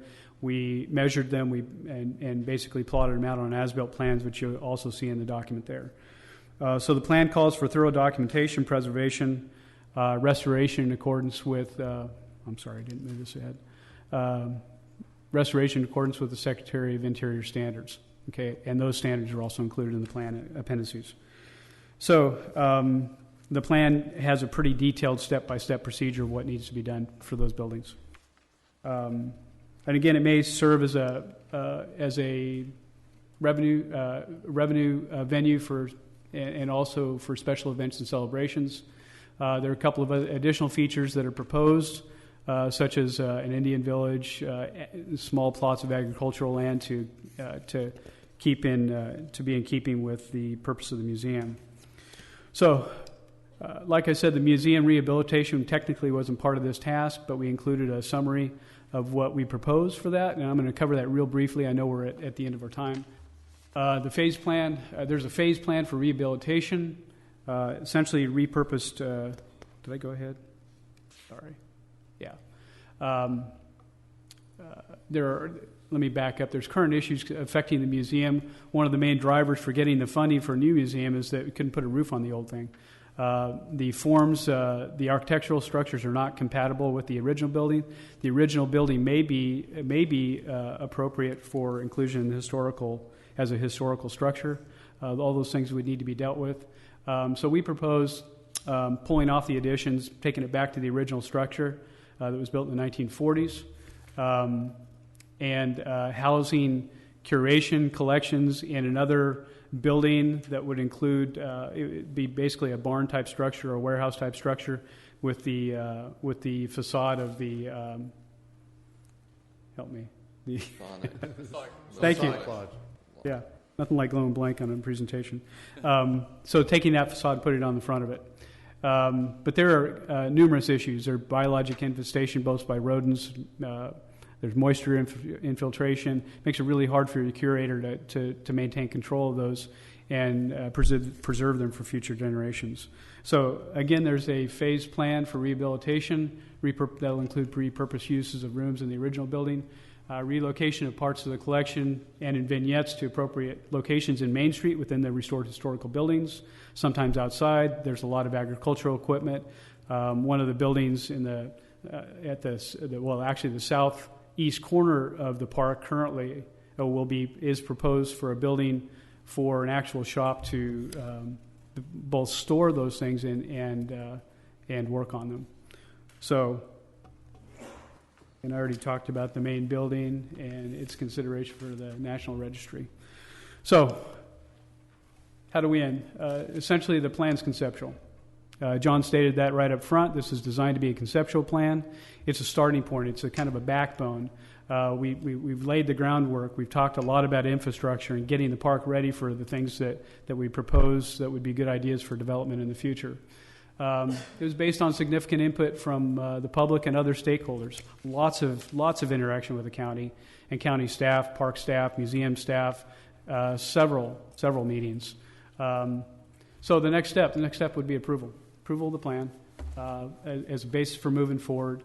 At that point, we can start conceptual planning. We can start getting into the detail of the engineering that needs to be done. Then we can go ahead and pursue development and develop the park to its potential for future generations. Thank you. Thank you very much, gentlemen. Questions or comments by board members? A quick specific question. A lot of those buildings that were moved in, the museum area were moved in many years ago. Has anyone taken a look at those to see if you pick them up and move them again, they're just going to fall apart? Because I wonder, some of the buildings I've looked at, it looks like they're just set on the ground. They're in pretty rough shape. Most of them are in pretty rough shape. There is a specific way to deal with those structures. Again, it's all outlined in the Department of Interior guidelines for restoration. The first part of the restoration is knowing exactly what you got. Then there are various steps that you take, both for preservation to stop the decay, and for me to go on and outline all that here would take a lot of time, so I won't. But there's a process for dealing with that. Well, so the answer is no. We haven't specifically looked at each building to determine if it's movable. Yes. Okay. Yeah, because I've loved the Main Street concept too, from the right. beginning. That's I thought exciting. that would actually be a draw, would bring people in, like the idea of spreading out some of the displays that are throughout the museum. I've worked on that roof of that museum 3 times in my career in roofing, and every time I've gone on that roof, and I haven't been on that roof for probably 10 years, I've said, why don't they just tear all these additions off, because they're going to leak every winter. They're going to leak. So I like the idea of that as well. Great. Just a couple of comments I was going to make, and again, I want to open up for the public. First off, if there's controversy about changing the front entryway, I don't understand it, because, again, as you've outlined, the traffic being what it is, we're very fortunate to have a county road that runs adjacent to this park, other than Mooney Boulevard, because if that was the only access to this park, we'd be in big trouble going forward. But I think the fact that we have a side street, which is much quieter, and even if it gets built out like the new Caldwell, by comparison to Mooney, it will seem like a quiet county road. So I think that's a great opportunity for us. Just a small thing. Figure 10 shows a Tuolumne County record instead of Tulare County record. Yeah. That's a minor thing. Tuolumne County? We got a Tuolumne County building down here. There's language in the report about the oak trees, and I think it would be important to make sure that our language in the report is consistent with the language in the conveying documents, because there's very limited. There's specific limitations of what you can do with existing oak trees, and I think to make sure we're consistent in the report with the conveying documents, so there's no question there that we're trying to cut corners or do anything that's not appropriately as the property came to the county. Because I mean, that was the primary reason why the county acquired the property. At one time, you had this giant oak woodland forest that went all the way from the Sierra Nevada to Tulare Lake. This is the remnant of that forest, and so it was an effort to preserve that forest that was very, very important. Just a quick comment on that. I think the appropriate thing we could state in the document that it would be in compliance, because our master plan did not specifically deal with the oak forest and the tree inventory. We showed the tree inventory. So as we designed the infrastructure, we were very careful not to hit any of the oak trees, when we were realigning roads or paths and things like that. So really, but the actual document was not, or the master plan did not include tree inventory or maintenance and care of the oak trees or the replacement. So yes, I would say we just add or modify that. Yeah, and I would suggest I'd add to that also that in recognizing that important resource, we also have to keep in mind public safety. Right. And so the document is careful to talk about how if there are new plantings, we want to do them on the edges of where people gather as much as possible. And the conveyance documents indicate, tree can be removed if there's a danger, physical danger, Mm-hmm. right, that sort of thing. The combination of a war memorial, I think, is a great idea. I just wondered if we've had any pushback or concerns from the veterans about that particular concept. Not really, not that we've heard. I mean, we've had veterans. Like that would be something we had veterans in every single public presentation, and I don't recall hearing anything, especially once we said we're going to do a better, more inclusive, more prominent. And I think the veterans understand that the current memorial is in great disrepair, and with a newer, more prominent location, I think I haven't heard anything negative personally about demolishing that one. Can I make an and attempt to answer replacing that? it? Yeah. When that was first sold, I mean, I've got 2 relatives' names on there and actually donated towards that. What was billed is not what we were promised. So when I heard there's a possibility to make it better, I'll contribute again to get those names back on there, because what we got is not what we were told we were really going to get. There was a lot of great intentions. It just didn't work out well. You look the way it's built, the water running off the hill, it's just, not in a great place. So as someone who funded that originally, or helped fund it originally, I'd pitch in again to put those names back on there. in a more prominent place in a more permanent way. So for me, that's the answer. There's one who helped fund it. I'd like to see it moved. Last couple of comments. I think this is a well thought out plan. I like the concepts behind it. I know as one growing up as a kid that New Mooney Grove, like a lot of people in this building knew it. There were a lot of things in those days that were acceptable that are no longer acceptable. So the idea of having little cages where you have wild animals and so forth, that was appropriate in 1955.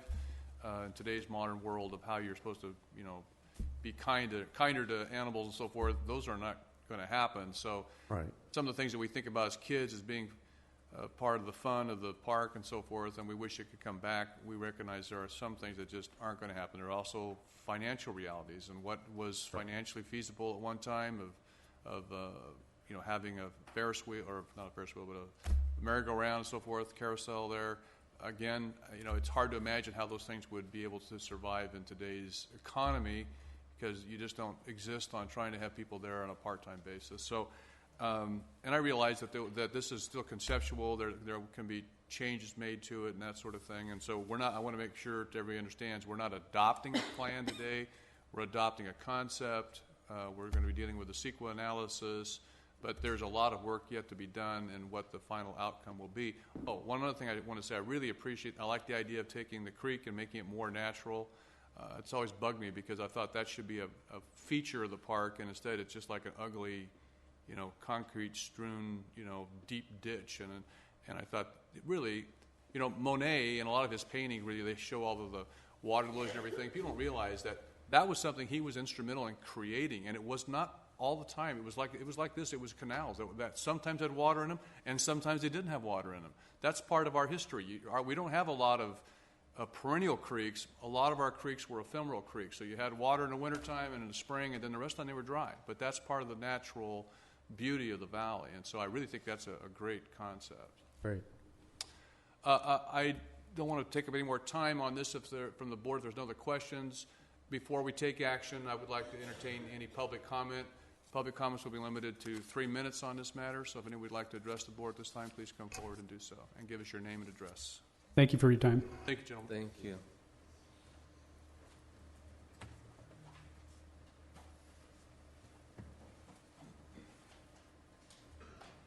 Yes, most of you board members know who I am. My name is Mary Bryan. I'm from the Real Mooney Grove Project, and I now have close to 800 members in my group, and we are opposing almost everything of this 20-year plan.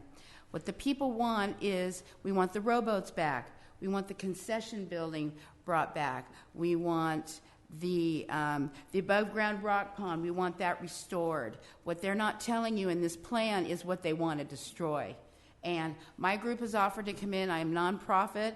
I've offered to raise the funds. Mooney Grove needs a fence around it because people will tell you that they go in after dark into the park. Why doesn't the park have a fence around it? Okay.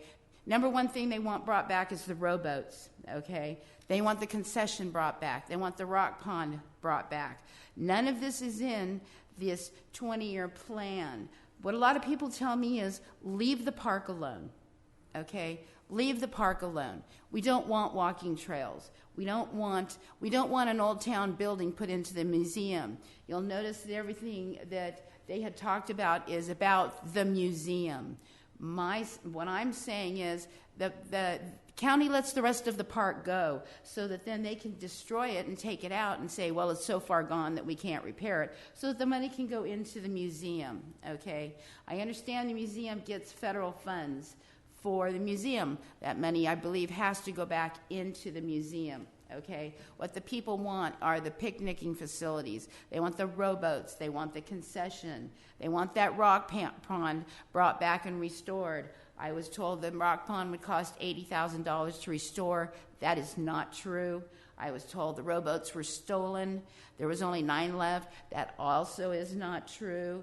In 1978, the county sold off 42 rowboats for $500. They turned around and gave the concession to the rowboats to the same man that bought the rowboats. Okay, What they're telling you about the input, I was at these meetings. A lot of the people came up to me and said, Mary, you're absolutely right. The park is a mess right now. It is. Everything that used to bring us in is not out there anymore.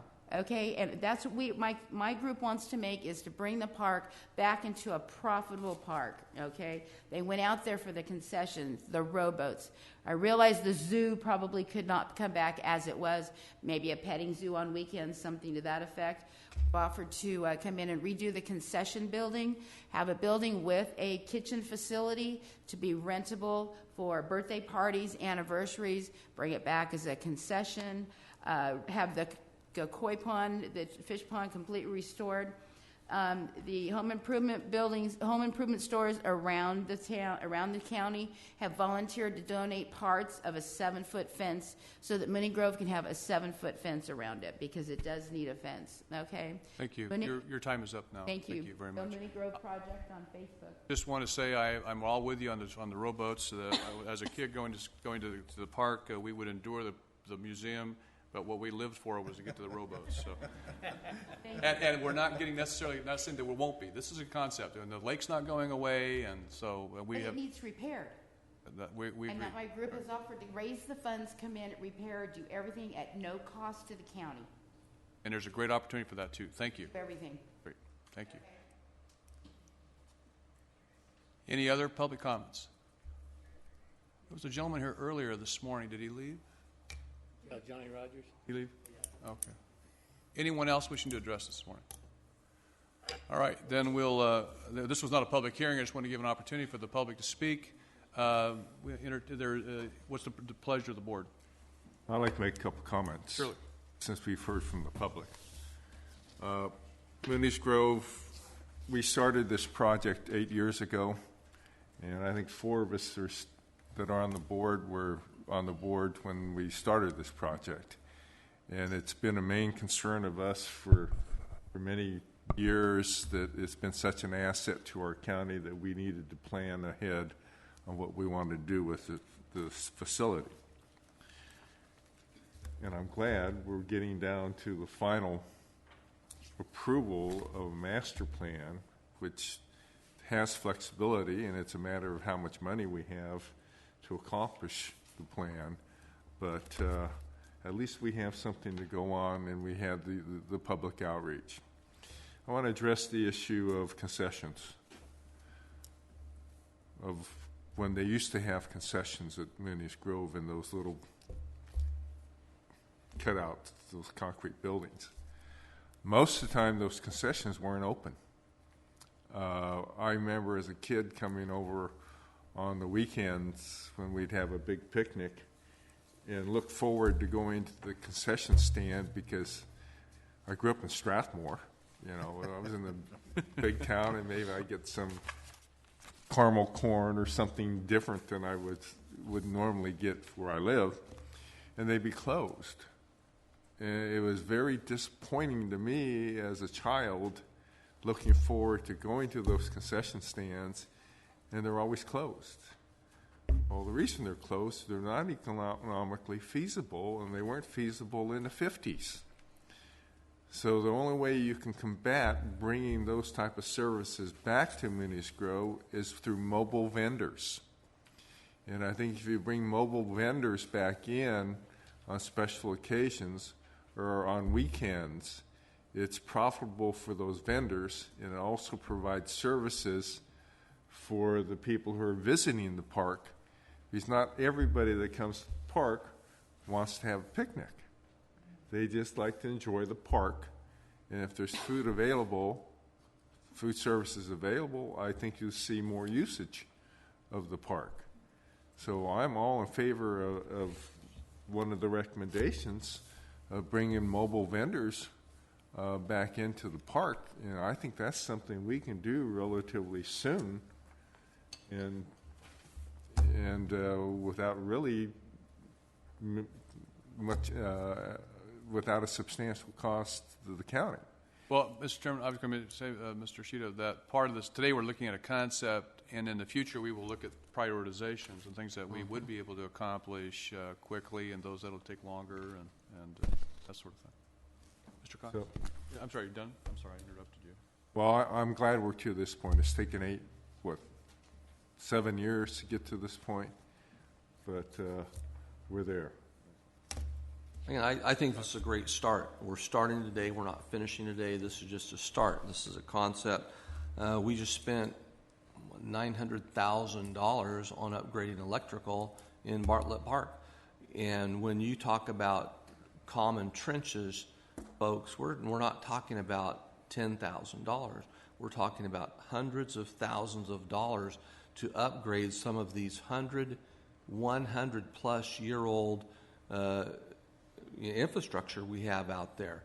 I remember when I first came on the board, there was a backhoe out on the North 40, I'll call it, digging holes. And I said, "What are you doing?" "Well, we're looking for wells. We're looking for stuff. We're looking for things that we know are out here somewhere, but we don't know exactly where they are." So when you talk about upgrading this facility, we're probably talking about millions of dollars, and there will be lots of opportunities for groups like we had with the Historical Society to work on the museum.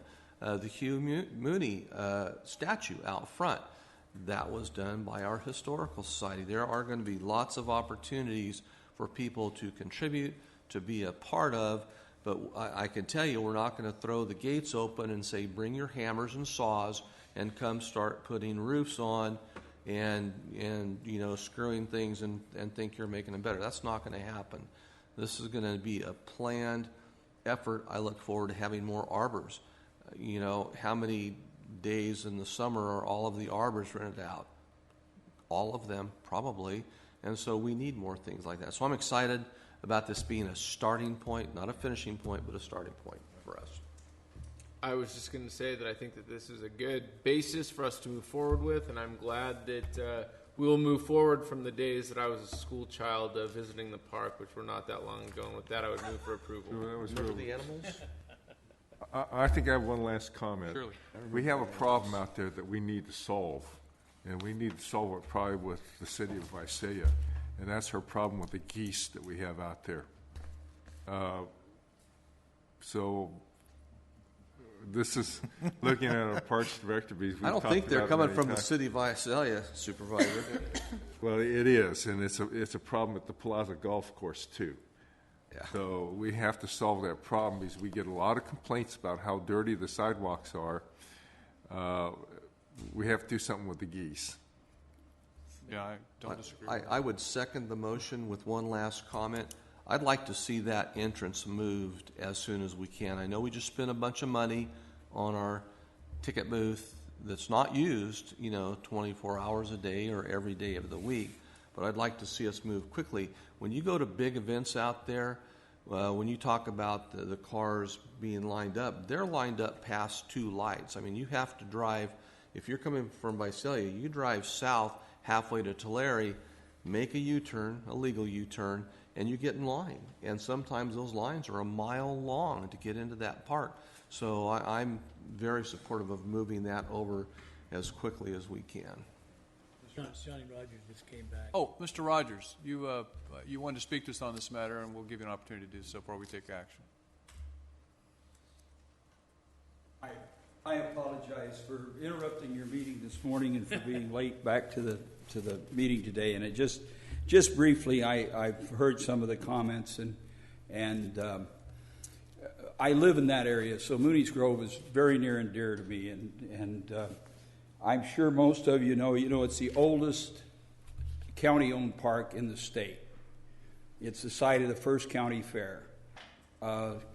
Into the trail statue, priceless work of art that we were fortunate enough to trade with the people from Oklahoma, and we've got a real nice bronze. My problem with the 20-year plan is I see things like this come up, and it goes into the hands of staff, and staff makes the decisions. And I see things out there that are decided that really, to me, don't look like they're good ideas. The way they situated that statue, made that turnout, cut down that entryway. One side of it's the same length it was, the other side of it's real short. Looks odd, really does. Looks very ugly to me. Maybe everybody else isn't that. That was a staff decision, I'm sure. I was in pretty good opposition to the Farm Labor Museum. I don't think it fits there. I think it costs too much money. Now, I'm told I was wrong. I thought it cost the county $1,300,000, and I'm told that figure is not correct. And if it isn't, I apologize. I sat in some meetings, and I tried to dissuade, and it was a situation where, well, we've got this grant money, so we need to do this. Well, the grant money was taxpayer money also, but the county, I'm not sure they matched it, but they put up something. It wasn't for free. Decisions get made like that because it's up to the staff. I would like to see you put this 20-year plan on abeyance, and let's do a 3-year plan or a 5-year plan. You mentioned the geese. You're never going to have a pristine, decent-looking park if something's not done with the geese. Everybody knows that. The pond looks like a health hazard to me. Now, maybe it's not that, but it needs to be cleaned up. I know that there's a proposal to do away with that old lily pond, or as I call it. That was built by people during the Depression, and staff would just push it down. You're going to have people, and I know they've got a tough job to do, and I think basically it's a lot better today than it was 5 years ago when I was touring around out there. I will say that. But I would rather see you take the priorities. The pond has to be cleaned up. The geese have to be gotten rid of in one way or another, and I'm sure there's a way to do it. I realize there's a problem. But I talked to Mr. Pilligard about we need to import some coyotes out there is what needs to Mr. happen. She just offered a shotgun. Can you conclude? We're limiting to 3 minutes, so you're 3 Well, minutes there's a are big business now in selling these hunting rights to people, on the ranches. Maybe you could do something like that. But anyway, I won't take any more of your time. I would like you to table this, study what's there and what needs to be done there like now. I know there's a big problem with that old museum building and the roof. I realize that. I hate to think that we're just going to shove that down. I'm not real anxious to have to pay more taxes, but if there was a bond issue presented to raise some money to kind of revamp that park and redo it, I'd support that.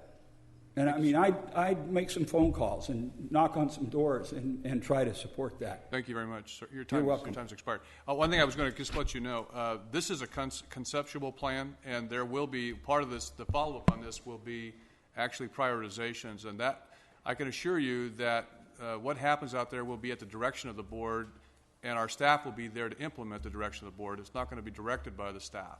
And Mr. Chair, I was just going to make one comment in response. This has been a long, drawn-out process, but because of all of the public inclusion we've tried to make, and we want to make sure that this process stays inclusive of the public and that we do end up with a plan and a park that the public's going to be very satisfied with. So I think this is the basis for moving forward, and we can't just keep kicking this can down the road. We got to start somewhere, and we'll move forward from that point, but in the process of including as many people as possible. I just want to make it clear, the motion was to accept the conceptual master plan and to approve the categorical exemption pursuant to CEQA, correct? Yep, you took the words out of my mouth. Thank you. And there was a second by Mr. Cox. Please cast your votes. And the vote is unanimous for approval. Thank you, staff. Thank you for those who showed up today with your public comments. All right, this time we will take up then our timed item, which is item number 3. And I have a thing I need to read before we get started, but I know people will want to leave and come forward, and I can go ahead and start reading my introductory statement at this time without interfering with anything, I'm sure. This is a hearing to consider the appeal of Ms. Mary Lou Lopez from the denial of renewal of an adult-oriented business license by Tulare County. Technical rules of evidence shall not apply at this hearing, but evidence may be admitted only if it is the kind of evidence upon which reasonable persons are accustomed to rely in the conduct of serious affairs. A decision by the board to uphold the denial shall be supported by a preponderance of the evidence. I will be ruling on objections made during the hearing. I will not rule until each party has had an opportunity to express its position with regard to the objection. I may consult off the record with other members of the board, representatives of the parties, and the board's legal advisor prior to making a ruling. Each side will be given an opportunity to make a brief opening statement. The purpose of the statement is to define the party's position and the evidence which it intends to present to support that position. These statements are not evidence, and there will be no discussion of the opening remarks. The appellant may wait until the department has presented its case to make his opening statement. Following the opening statement, the department will present witnesses and evidence. After each witness's testimony, the appellant may cross-examine the witness. Re-examination and re-cross-examination is permitted. At the end of the direct and cross-examination, board members may ask clarifying questions. After the department has concluded its case, the appellant may present testimony and exhibits. After the direct examination of each witness, the department may cross-examine that witness. Re-examination and cross-examination is permitted. After the parties have completed direct and cross-examination of the witness, board members may ask clarifying questions. The department may then present rebuttal evidence. After all evidence has been submitted, each party will have the opportunity to make a closing statement.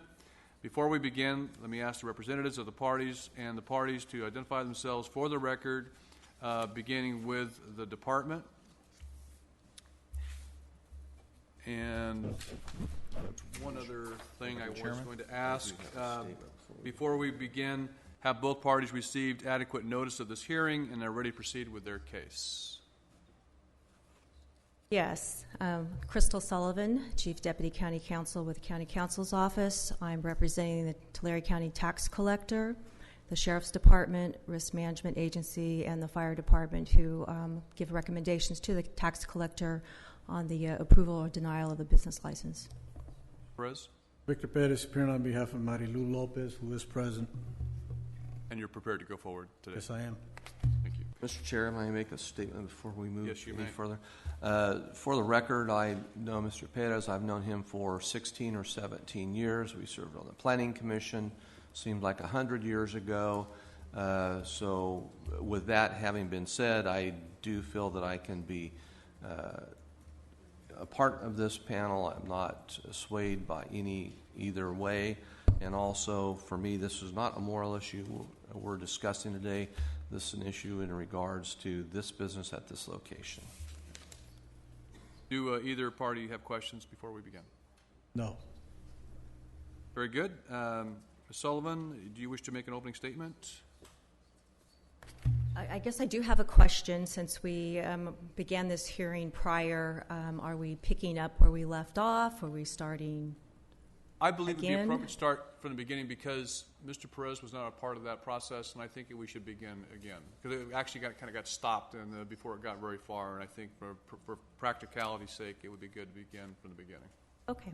With that in mind, I'm representing the Tulare County Tax Collector, and the tax collector has taken the position to deny the application based on the recommendation initially of the Sheriff's Department. Risk Management Agency had some conditions, and the Fire Department did approve.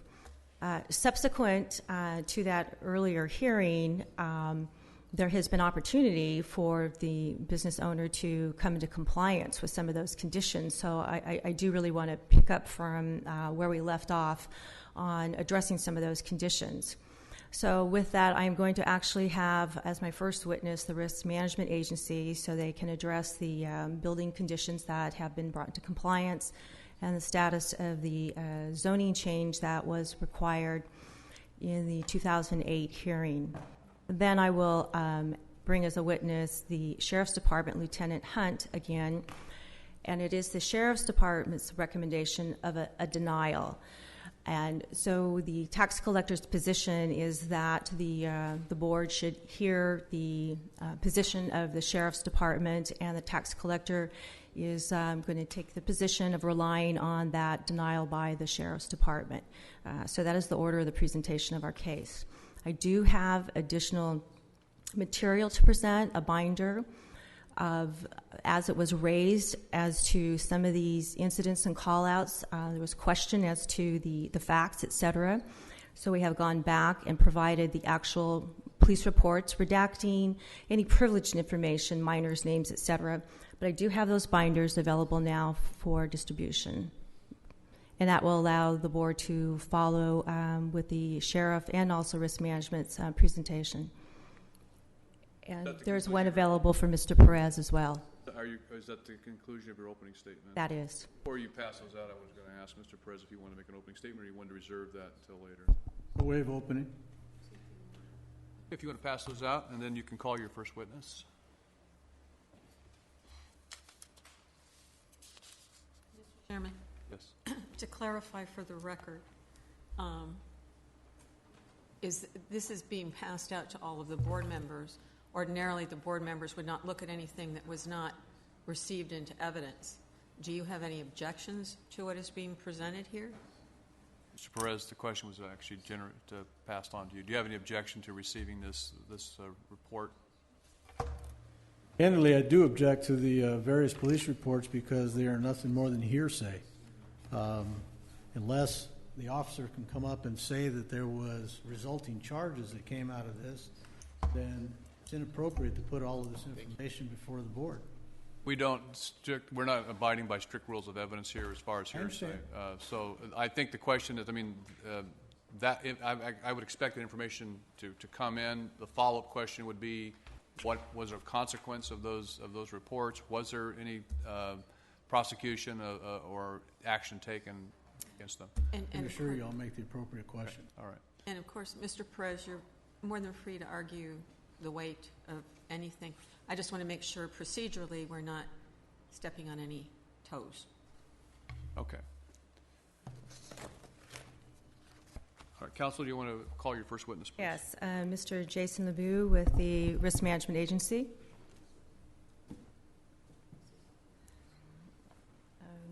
I guess we'll share the microphone. Well, you're free to do however you want to do it. I mean, if you that might be the easiest thing to do. Well, let me present it this way. Although this is an administrative hearing, in essence, I know you're typically used to a presentation of staff reports. So I'm going to ask Mr. LeBeau an opening question, and then, in essence, I will let him get the staff report. That's fine.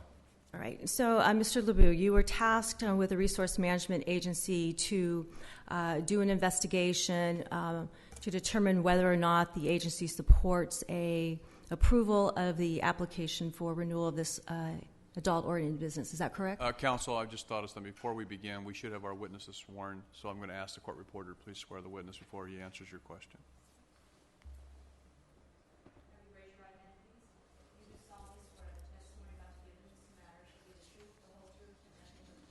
I do. Proceed. All right. So I was asking you if you were tasked to do the investigation with regard to the renewal of this application of this adult-oriented business. Is that correct? That is correct. And in doing so, you have testified briefly at the prior hearing. Is that correct? That is correct. And is it true that there was a list of outstanding building code violations that RMA was working with the applicant, Ms. Lopez, in bringing into compliance? That is correct, and that was based upon a building inspection for health and safety in February of 2014. Can you share with the board what... you need to move the microphone a little more so that we're not hearing him speak into the microphone. So, can you share with the board your findings since this last hearing and now as to the items that have been brought into compliance and what the position of the Risk Management Agency is at this time? In mid-2014, in May of 2014, the Permit Center and Building and Planning Departments issued a building permit for those health and safety upgrades, so to say, and violations. Those were finalized. That building permit was filed in November of 2014. And so at this point in time, did you want me to go on to the change of zone as well? Correct. Okay. That resolved the building permit portion and those concerns. That had prevented the change of zone application from proceeding forward.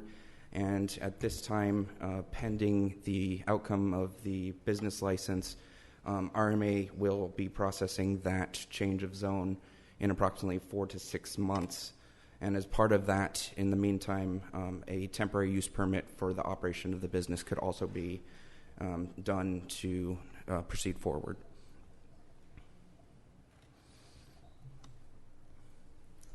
Does the board have any clarifying questions of Mr. LeBeau? Are there any questions? Well, actually, first we'd ask if there's any cross-examination by Perez. Mr. LeBeau, what you're telling me is that there was an inspection on February of last year asking for certain modifications to be done to the building. Is that correct? That is correct. And to your knowledge, has the department ever asked for any modification or enhancement of the building that wasn't complied with? Sorry, could you ask that again? Sure. Have you ever asked them to do anything, a modification, a change in the building, any type of change at all that you've asked them to do that was not complied with? Well, based upon the building permit being finalized, that was compliance. So the answer was yes, they did comply with that request. Right. And do you have any documentation to reflect any non-compliance that they've ever had? In other words, have you ever asked them to do something that they did not comply with? In regards specifically to the building permit or to the applications also requested? To any change in the building? In regards to the actual building, they did go through with the building permit process.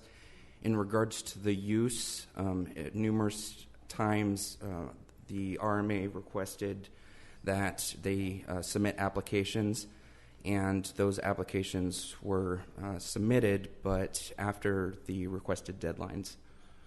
Okay. This particular business location substantially predates any change of zone that took place in that location. Is that not true? Based upon the facts and events, so to say, of the adult-oriented business ordinance that was adopted in June of 2006. As part of that, there was a 5-year amortization included in that zoning section, and that provided existing businesses 5 years from the actual adoption of the ordinance, which was 30 days after the board approval of that. So what that essentially calculates out to is July 25th, 2011 is when the So your change answer of is yes? Yes. Thank you. Okay. Any redirect? No, but I would like to bring to the attention the board in your packet under the tab that is marked RMA. There are exhibits which are these recent compliance of the building, et cetera. Okay. Very good. Thank you, Mr. LeBeau. Your next question, next witness, counsel? Okay, Lieutenant Gary Hunt.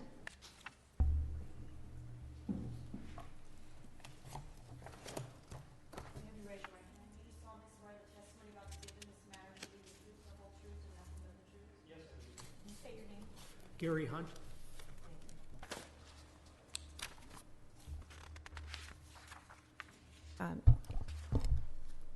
And as stated with regard to RMA, Lieutenant Hunt did give some testimony prior with regard to call-out and incidents at this place of business. Based on some of the comments that were made, Lieutenant Hunt did go back to the history, if you will, of this business and Ms. Lopez ownership of the business from the year 2000. He started to go over incidents that were of most recent, and he will do that as they did the investigation for this current year application.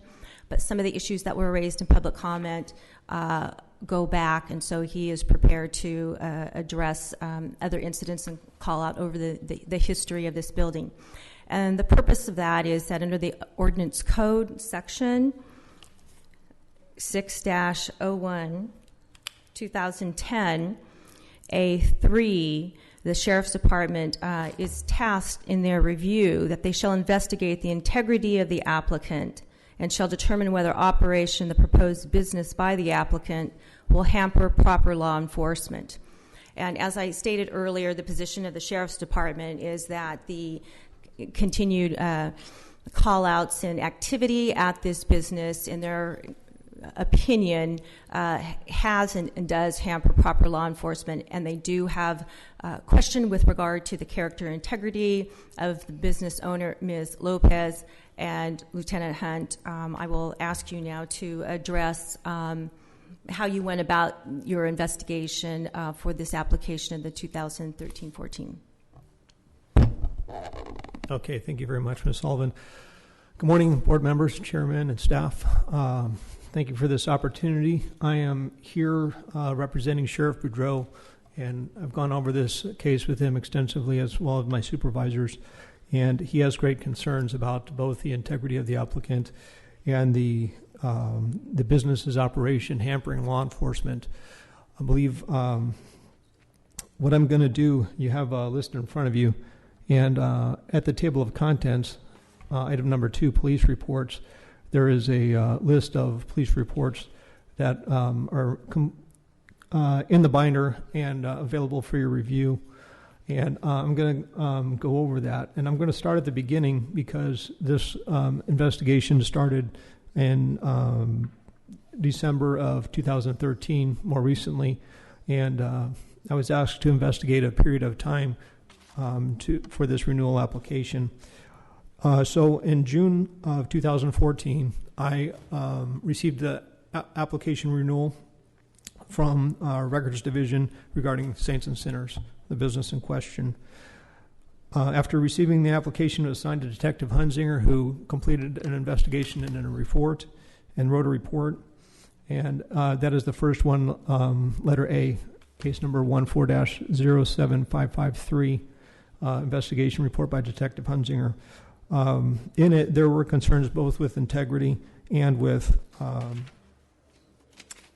hampering law enforcement.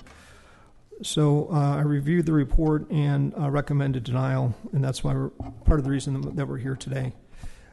Some of the issues that came up during that investigation, in his initial investigation, there were 16 reports that had come up from 2010. Let me start with the integrity of the applicant. On the application itself, Ms. Lopez, Mary Lou Lopez, I guess we'll try and use the name Mary Lou because there are several Lopez's involved. But Mary Lou indicated on her application that she had been not convicted nor charged with any misdemeanors within the past 5 years of the application. Or that she had or had not? Had been or had not been convicted? She indicated on the application that she had not been charged or convicted of any of those.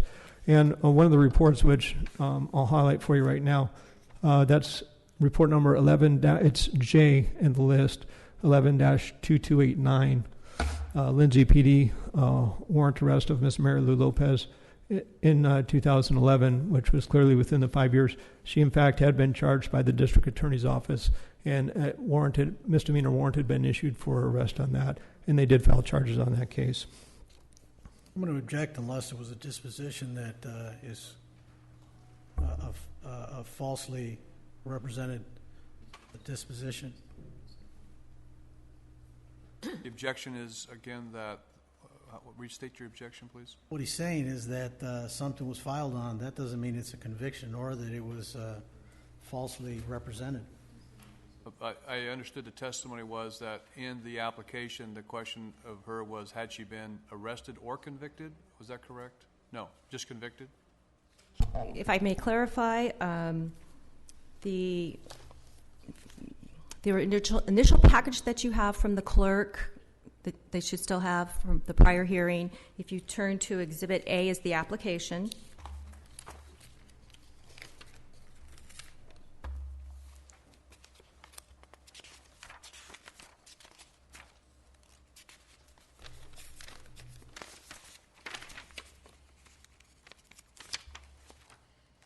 Okay, so And the it's the question second is, have you ever page. been charged or convicted of a felony at any time? Have you ever been convicted of a misdemeanor in the previous 10 years? Or charged with a misdemeanor in the previous 5 years, excluding non-moving traffic violations? And she answered no. So that statement, you say she was charged with a misdemeanor. Whether or not she was convicted, she was charged. Yes, that's correct. Okay. May proceed. Okay, thank you. Continuing on, there are a number of different reports that we're going to cover. Some of them may be a little bit less of a hamper to law enforcement. Some of them definitely seem to be more of a hamper with law enforcement. The first one that I'll direct you to, and some of these I'll go over briefly, some of them I'll give you a little bit more detail. Case number 14-6194, listed there as a canine report.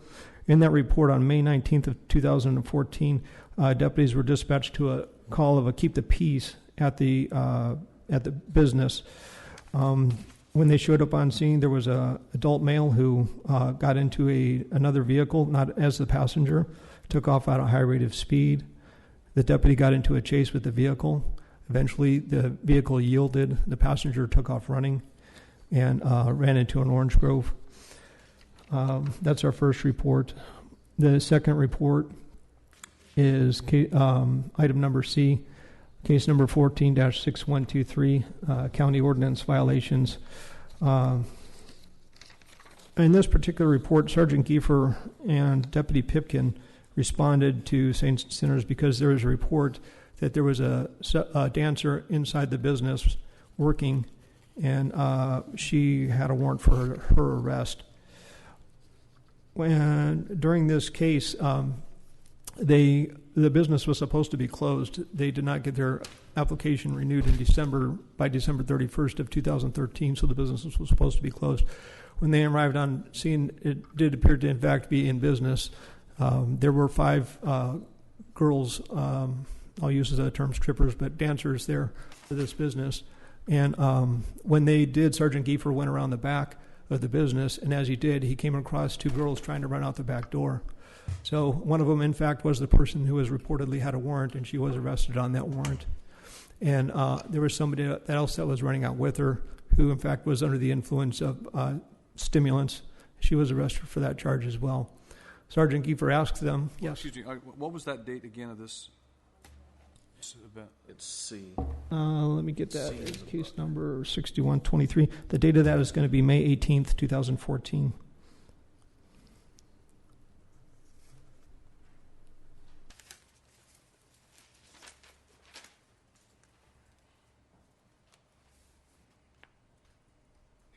Okay. And so Sergeant Giefer contacts the dancers. He asks them, why are you coming out the back? And they told him that staff had warned them that the deputies were here. So they were apparently trying to get away. Objection, hearsay. Noted. Okay. So Sergeant Giefer goes in and contacts the other dancers, asks all of them if any of them have permits to dance like they're supposed to in conjunction with the county ordinance. They all, in fact, say none of them had. He asked if they knew they were supposed to. They said they had heard a rumor that they were supposed to get a permit. One of the girls admitted to that, but apparently staff had never ordered them that they needed to bring permits if they needed to dance. Sergeant Giefer had prior contacts with Giovanni Lopez, Mary Lou's son, who was present at that time, and said, hey, Mr. Lopez, I've contacted you before about this. How come you didn't essentially, why didn't you notify them they're supposed to have licenses? He admitted, yes, it's true. I in fact did not notify them that they were supposed to have licenses. He noted several other violations, building ordinance, and I won't go into those because those have since been corrected. But the business was operating, it appeared, even with the building ordinance violations not corrected at that point. Case number. One question, real quick. I'm sorry, I shouldn't be asking so much, but the business was supposed to have been closed. Was it because of the violations of the building code, or because of the license had expired and not been renewed? My understanding of it is that the license had expired in Objection, speculation. Unless he knows this is irrelevant. Mary Lou Lopez told me, or told Detective Hunzinger during his investigation that they had not reopened since that time. And she did mention during that conversation that they had not corrected the building corrections, but they expected that to be happening soon. The next one below it, item D, case number 146122, drugs and narcotics misdemeanor report. That, in fact, was the under the influence report of the second girl who was found to be under the influence of stimulants. The next item E, case number 13-12212, a vandalism investigation report. A patron had his tires slashed out in the parking lot. And again, the ordinance does address that there needed to be security in the parking lot as well as inside the business. The next case number 13-421, Lindsay Police Department, possession of narcotics for sale investigation. The business had previously been closed or actually lost their ABC license back in 2007, I believe, because they undercover officers had bought narcotics from staff at the business. And Lindsay Police Department in 2013 also received enough evidence to obtain a search warrant from the judge to search the applicant's premise residence, which is directly behind the business. I believe her address is 425 South Mirage, and the address of the business is 807.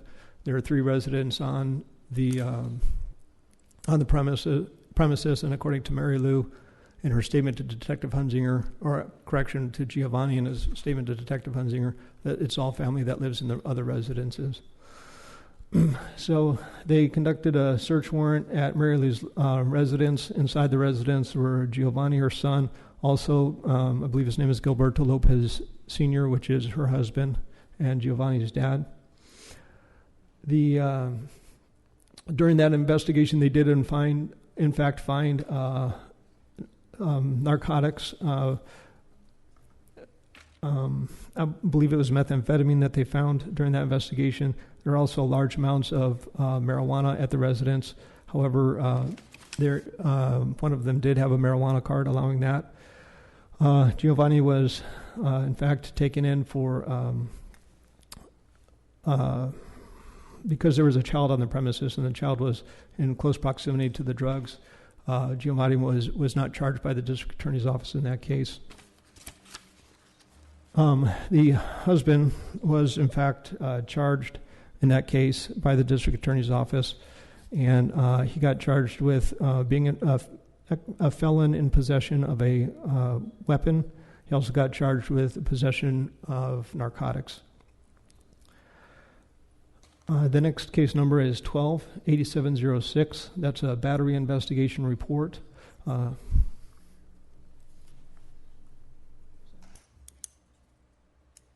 Item number G, and a battery is an assault and battery type of investigation. I won't go into too much further on that. Item H, 12-3990, public intoxication and battery on a dancer. This report I will go into a little bit. This occurred inside the premises. There was what had happened, what was reported was that the dancer was dancing. There was a patron who was right up next to the bar. She was there with him.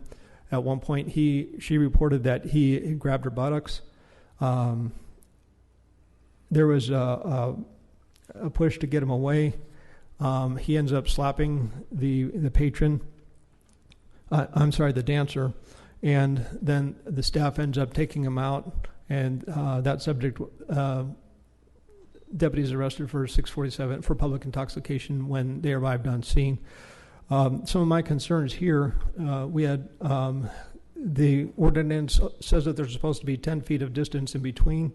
She said that she was there getting tips, and there was talk during the investigation from the witnesses present that she was in fact asking for tips, and they were certainly well within 10 feet, and if they would have been following the ordinance in this case, that probably would have been prevented.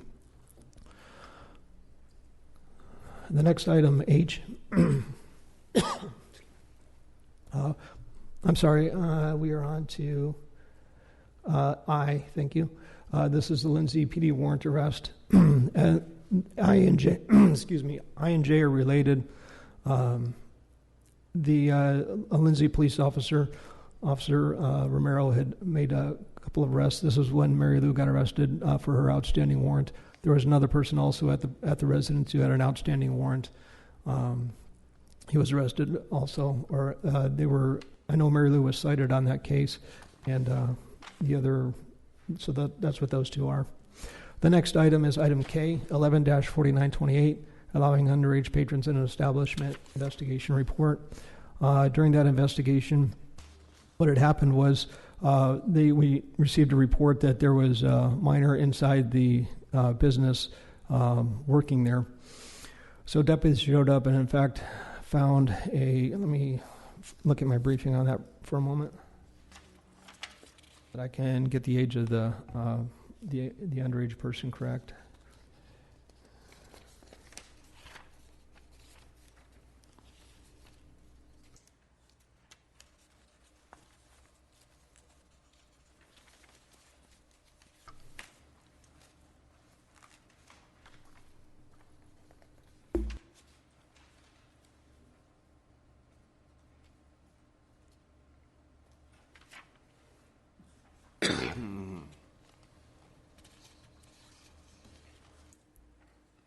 Okay, let me make a correction on this. On this particular case, there was another incident involving an underage person, and this, in fact, was not that case. This case was just an anonymous report by someone who reported to be that former employee who reported that the manager is knowingly allowing minors to get in if they had, in fact, paid the cover charge, and that they were selling alcohol outside of the club. And he gave prices of $10 for tequila shots, and I'm sorry, beer being sold for $10, tequila shots for $5. So that's the essence of that case. Next, I will go to 11-3987, item L, and this is the report I was thinking of. It was, in fact, a 16-year-old female. So a juvenile dancer is on that date at about 12:30 a.m. Deputies responded to Saints and Sinners. Thank you. Gentlemen's Club regarding a report of an underage female serving drinks inside. Excuse me for just a moment.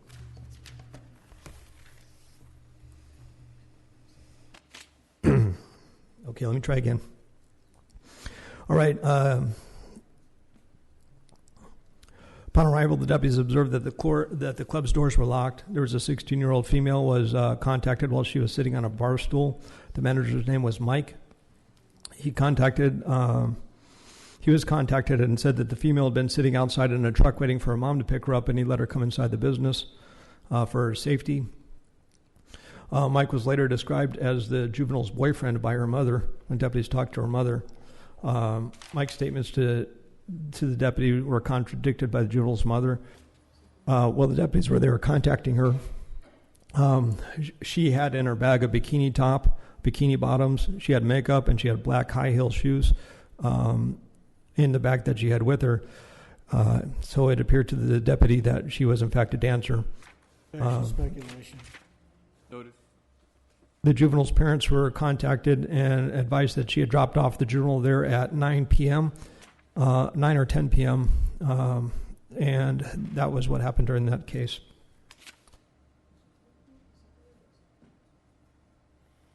The next report, item M, case number 10-13165, County Ordinance Violation Report. And during that investigation, that was another investigation similar to this one. Mary Lou had applied for adult-oriented business investigation. Detective Embry had conducted the investigation in that case, and he noted that there were multiple violations, some of which were the same ones noted by Sergeant Giefer in 2014, which included management not having view of all areas except for the restrooms. The other violations included the hours of operation, the stage height requirement, the entertainers being separate from the patrons, and fixed railing and height. And that's what we came across during that investigation. The next item, number N, this is case number 10-09898. A woman reported that she was a patron at the bar and that she went outside to go smoke a cigarette. While she was there, she said that she was raped by two men that were in the parking lot. She ended up later going to the doctor because of this and ended up reporting it. That's what was reported in that case. No leads were ever developed, and she in fact became uncooperative during the investigation later. But that's what that case was. The next item, item O, 10-04133, is a battery and vandalism investigation. During this investigation, the victim called in and wanted deputies to meet him at the bar, just outside the bar. While he was there, he reported being hit in the arm by the bartender, which was Giovanni Lopez, when he got into his truck to leave the club. He also reported that the bartender punched and broke his driver's door mirror. The suspect, Mr.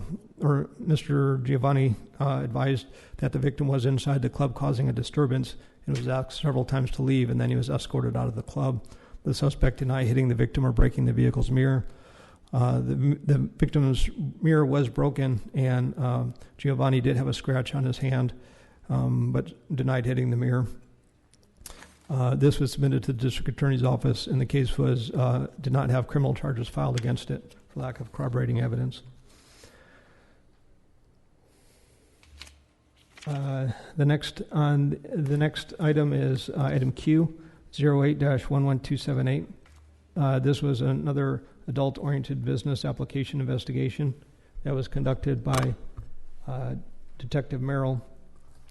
And there were a series of investigations done fairly consecutively. Item Q is one of them. One of them is item S below it, and the other one is item T, and then also item V. These are all applications for either a dance hall or an adult-oriented business. At first, it appeared Mary Lou was putting in applications for dance hall, and then she had in fact changed to the adult-oriented business in 2006.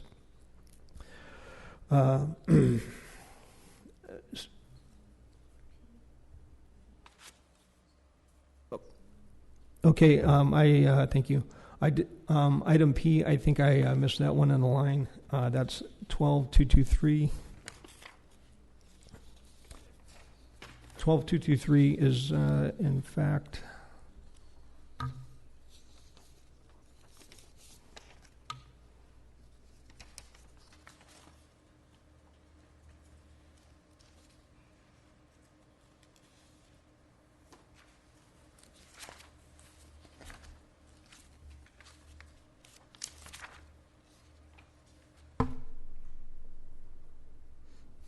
okay, deputies responded to the dance hall to the business at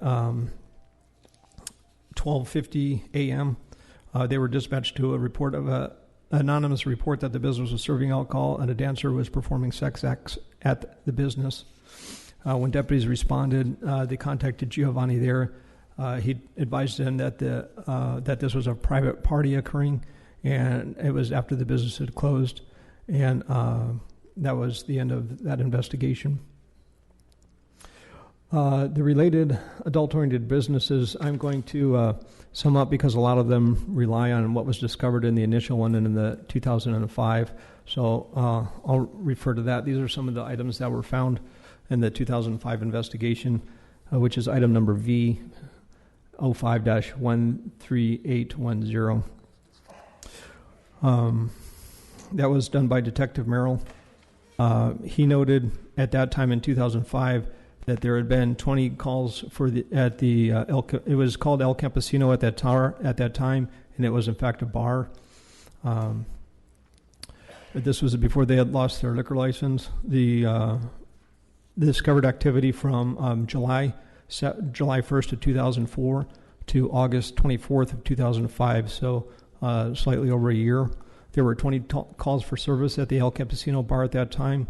Included were 2 arrests made for subjects being drunk in public, 4 calls for disorderly conduct or fights, 1 call regarding an assault, robbery, and carjacking, 1 report regarding to assist the ABC regarding strippers being reported at the El Campesino bar.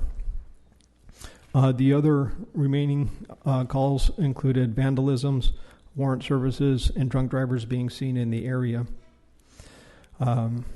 Also during that 2005 investigation, Detective Merrill indicated item number U, which is 05-60088, undercover investigation.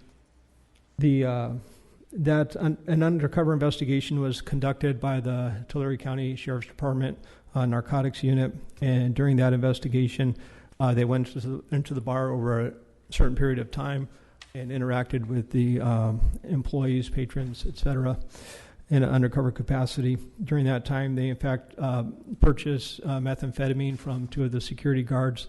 There was solicitation of prostitution from the bartender. There were multiple other violations, and let me check my notes to refresh my memory, make sure that I'm not missing anything key on that investigation.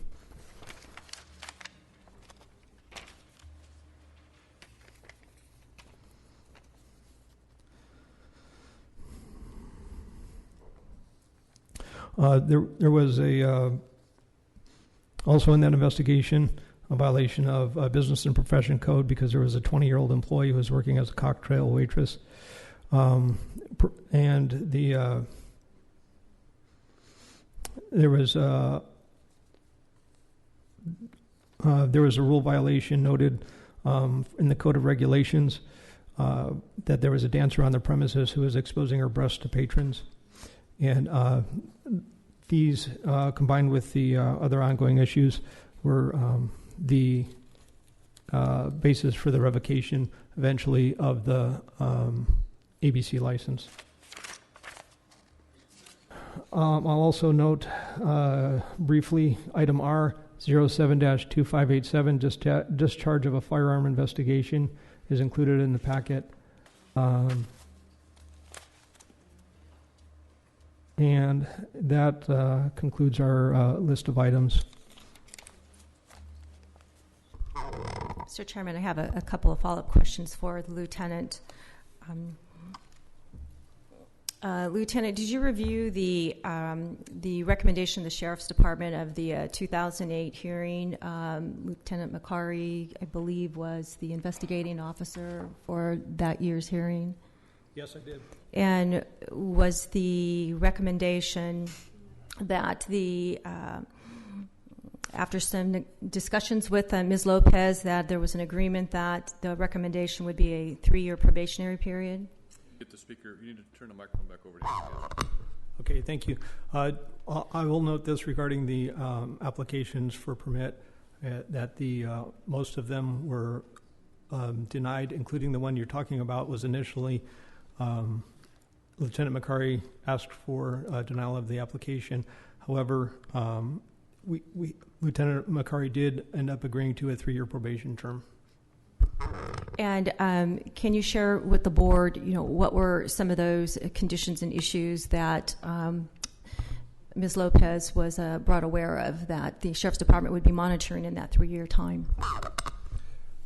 I can touch briefly on it by memory, or I can review my notes for more details. But the essence of the probation agreement was that, for the most part, they would comply with the county ordinance. They also, one additional key part was that by the date that the prior witness testified to in July of 2011, that they would resolve their zoning issue by that date. And of course, the intent was to prevent the violations that did continue to occur afterward, and also the crimes. Was there any discussion about the security presence at the bar?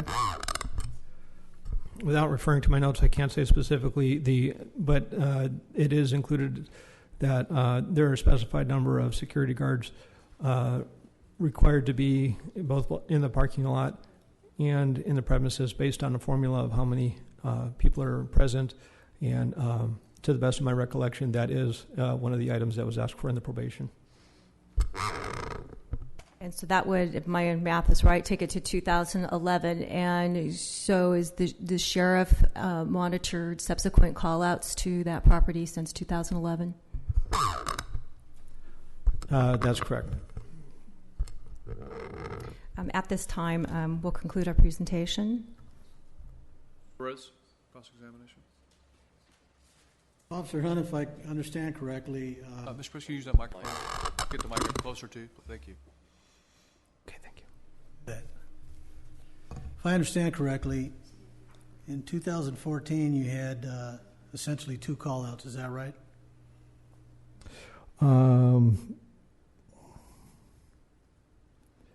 That's correct. We did have, 2 calls for service, 3 if you include the request and inspection for the premises for the permit. I'm not including that. 2013, you had 2 call-outs. Is that correct? Well, I still stand with my answer. Okay. That would be September 16th and March 8th. Is that correct? I'm relying on your documentation. Pardon me? I'm relying on your documentation here.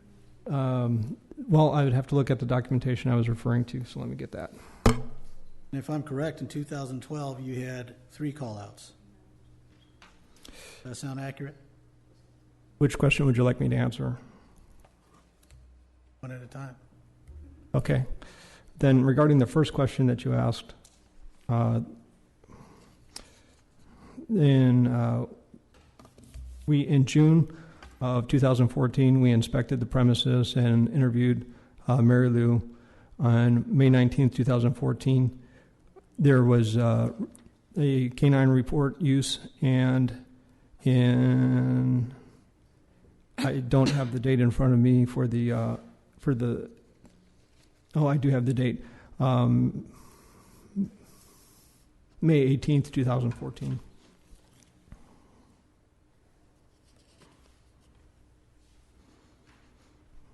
As I look at your data, and this is not a question, it'll be a question at the end of this.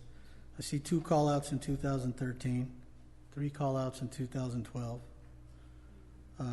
3 call-outs in 2011, 3 call-outs in 2010. In 2005, I see 2. 2006, I see 2. 2008, I see 2. Is that an extraordinary amount of call-outs? Well, let me note this. We have 3 reports taken in 2014, but we were there for more than those items. This does not include all the calls for service. We might respond out there for a number of items that we do not end up taking a report on. So this is the amount of reports that were taken. Okay. Did you understand my question? I'm answering your question, sir. Is that an extraordinary amount of call-outs? Well, we're talking about reports, and the number of reports is not extraordinary. Okay. And if I understand your comments with respects to each of your inclusions,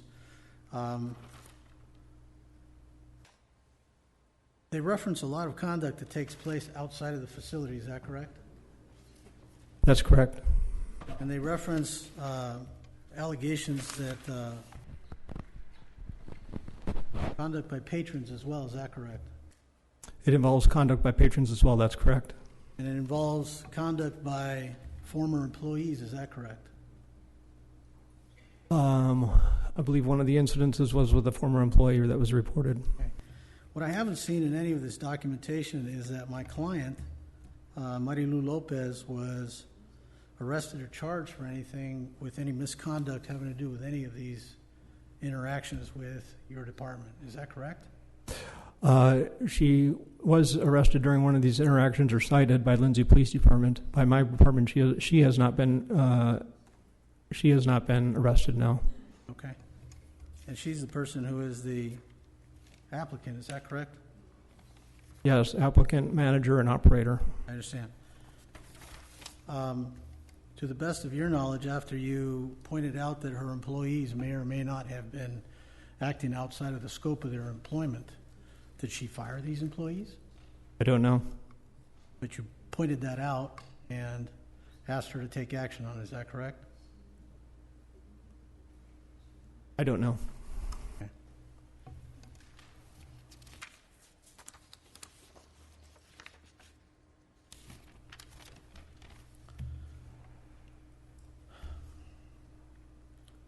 Are there other entertainment facilities that have had substantially more call-outs than these that still have their license to operate? I'm sorry, could you in repeat the Tulare question? County? Well, let me ask you, are you familiar with the Stag in Exeter? I know where that's at. Has the Stag had substantially more call-outs than those designated today? I've never investigated the Stag nor been there. I don't know. Not familiar with it?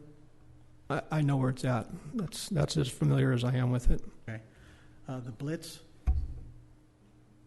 I'm personally familiar with quite a number of assaults that have taken place there, both on the part of security staff and patrons. Have they been subject to... Excuse me, Mr. Chairman. Mr. Perez, could you get closer to that microphone? I'm getting old. I'm hard to hear.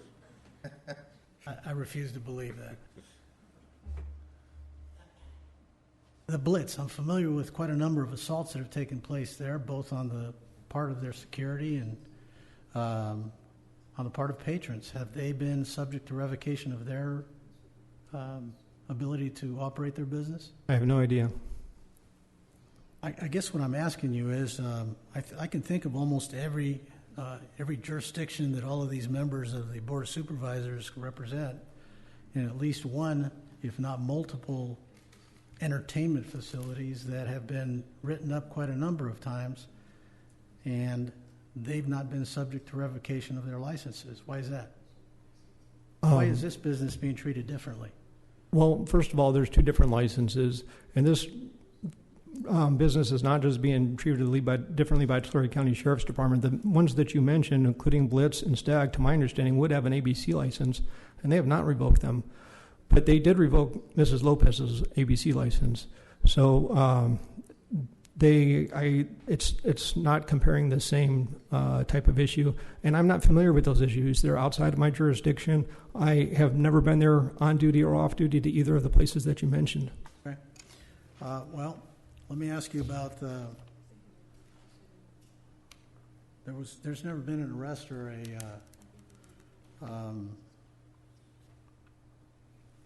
complaint by the district attorney's office with respects to sale of alcohol in this particular location, is there? I'm not aware of any. All right. Thank you. I have no further questions. Can you redirect?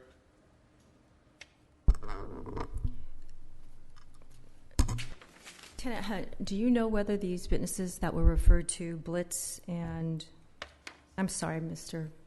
Perez, what was the other name of the business? Oh, there's quite a number of businesses. Are these adult-oriented businesses or are these bars? Or do you know? I believe they're bars, but don't have any professional experience there. Right.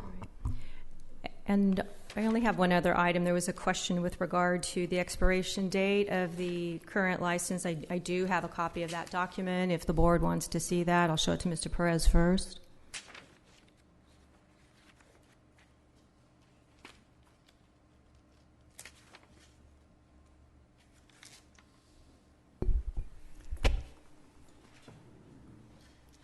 Mr. Chairman, Yes.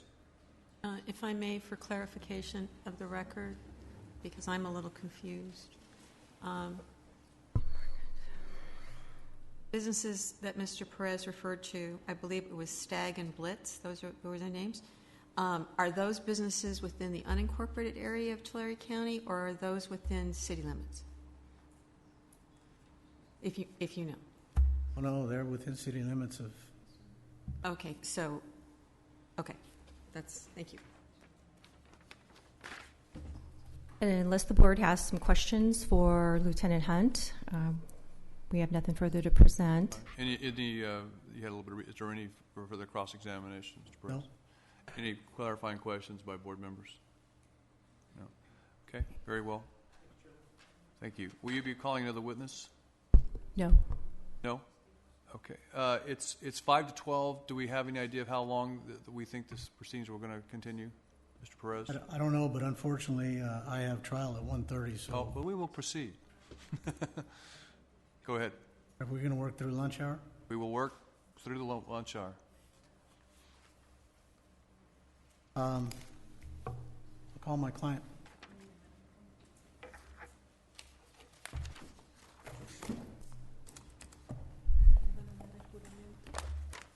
Say your full name for the record, please.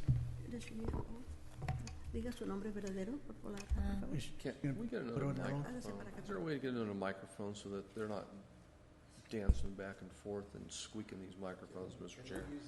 Well, one approach would be for counsel to back away from that one and let her stand over there with her interpreter, and then they can just go more like a courtroom situation. Mr. Chairman, I think the record should note that there is an interpreter, a Spanish-English interpreter, who has been interpreting the proceedings for Ms. Lopez. I believe, was the interpreter provided by the county, or I'm getting a nod, so apparently we provided the interpreter. Very well, thank you. And for the benefit of the board, I'm familiar with the interpreter. She is certified through the state of California to interpret from the English language or the Spanish language to the English language and vice versa.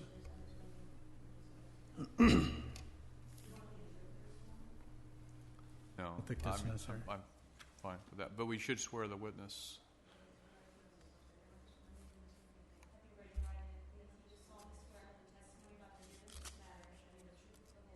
¿Será la verdad, toda la verdad, más que la verdad?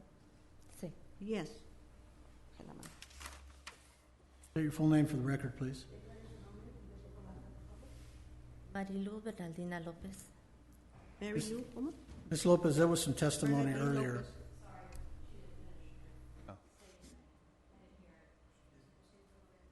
Go ahead. Lou Bernaldina Lopez. Bernardina Lopez.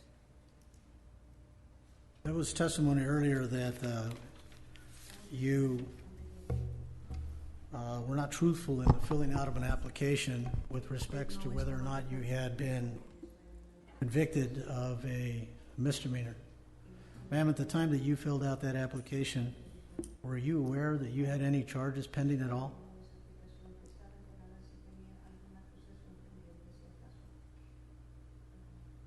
No, señores, creo que un misdemeanor No, Your Honors. tiene que ser uno arrestado o estar I believe for a misdemeanor. en una you- agencia de policía. Espere.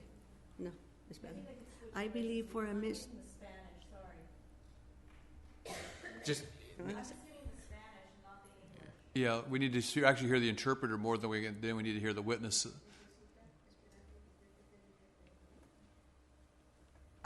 The answer was, I believe that for a misdemeanor, you have to be arrested.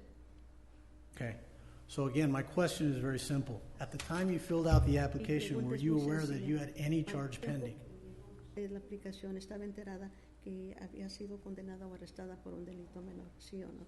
No, señores. No, sir. Ma'am, relative to the running of your business, have you at any time been arrested or charged with any crime relative to the running of your business?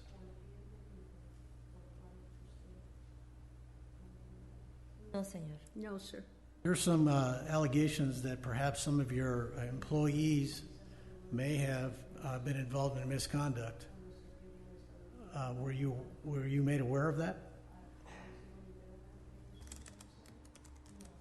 No, sir. Until the officer testified about it tonight, this afternoon? That's correct. Have you ever laid off or fired an employee because you believe them to be performing any act that was not covered by what you felt was appropriate in the confines of your business?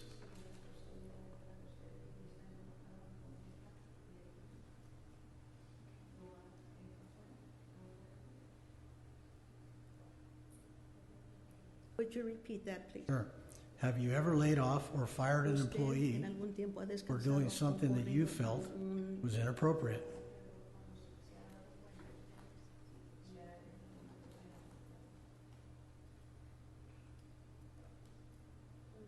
Sí, señor. Yes, sir.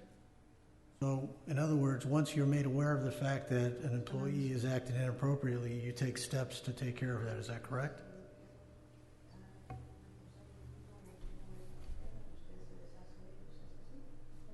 Correct. Now, if the board were to consider giving you reissuing a permit to you, would you comply with any additional conditions that they may put upon you for the operation of your business? Yes, sir. Thank you. I have no further questions. Okay. Council, it might be easier if you went over to this side, or, well, okay, that's fine. If she could shift back over this way so she can answer questions. Thank you. A little confusing here.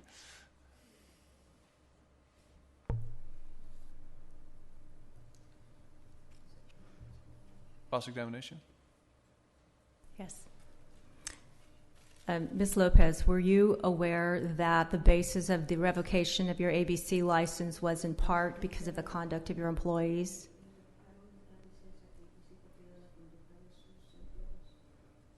Sí, señora. Sí, señora. Yes, ma'am.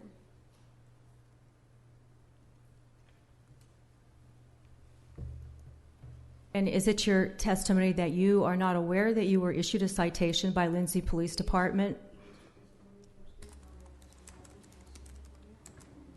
Objection misstates the evidence. Se está oponiendo, no está declarando correcto la prueba. Is it your testimony that you are not aware that you were arrested? I was never arrested. I have no further questions. I have nothing further. No tengo nada. We did have an investigator here that was prepared to testify today. He investigated all of the various allegations that were put forward as an offer of proof. Mr. Perez, please. The mic, yeah. As an offer of proof, we would indicate that he essentially verifies that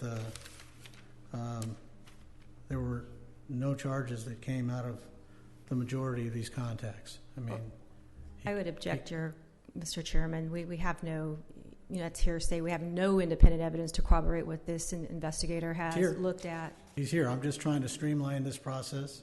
Well, make it a little quicker. If I understand it correctly, is he going to contradict anything that was stated by the officer that spoke before in terms of allegations and so forth? He's saying that there have not been arrests or convictions. Is he contradicting anything that was stated by the officer about Not arrests or necessarily, convictions that occurred as a result of the police reports that he reviewed? In other words, they're consistent. In most regards, yes. That's fine. Unless you want to put him on, then that's. Anything else? Anything further from the? No. Appellant? I'm sorry, the prosecutor, I should say, whatever you call you in his situation. Okay, so then at this time, we do have this matter in closed session. Do we have? Is it appropriate for us to go into closed session on this matter? Closing statements first. You can go into. Oh, I'm sorry. Yeah, let's allow for the closing statement. Thank you. Excuse me. Yeah. Well, just in sum, that the position of the tax collector is to rely on the recommendation by the Sheriff's Department. And based on the testimony of Lieutenant Hunt and in his discussions with the Sheriff, Mike Boudreau, the Sheriff recommends that the activity that has occurred at this address under the ownership and control of Ms. Mary Lou Lopez is such that they have concerns that it would continue to hamper law enforcement in the nature of the calls that they're called out to and monitor this facility.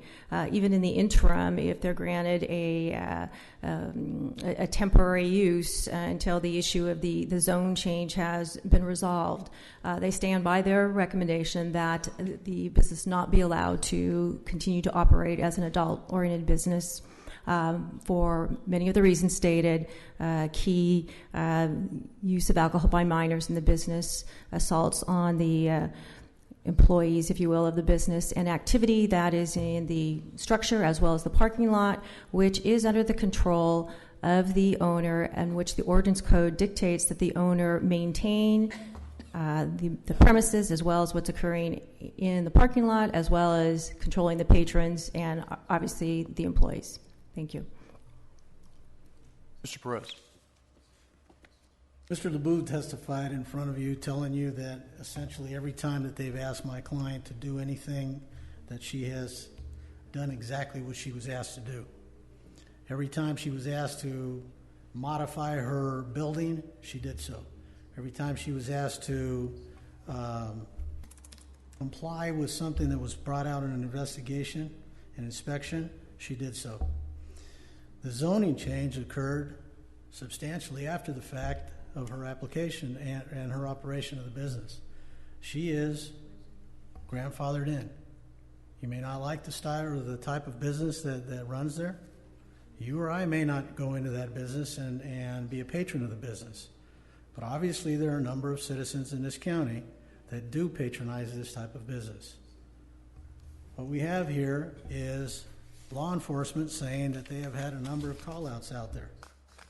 I would submit to you that given the number of call-outs and the number of reports, and bear in mind that there was no, to the best of my knowledge, there was no convictions that took place that were relative to conduct that took place inside of the building.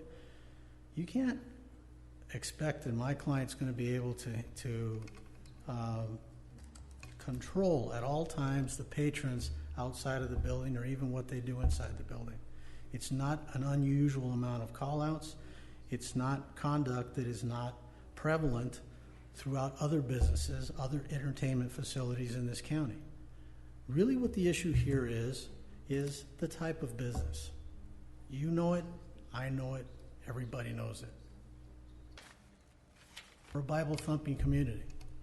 I go to church every Sunday. I represent this business. Do I frequent this type of business? No. But our Constitution says that we have the right to have a wide gamut of businesses available to our citizens. And in this particular instance, I think that both law enforcement and the county is looking at it substantially different than other entertainment businesses in this county.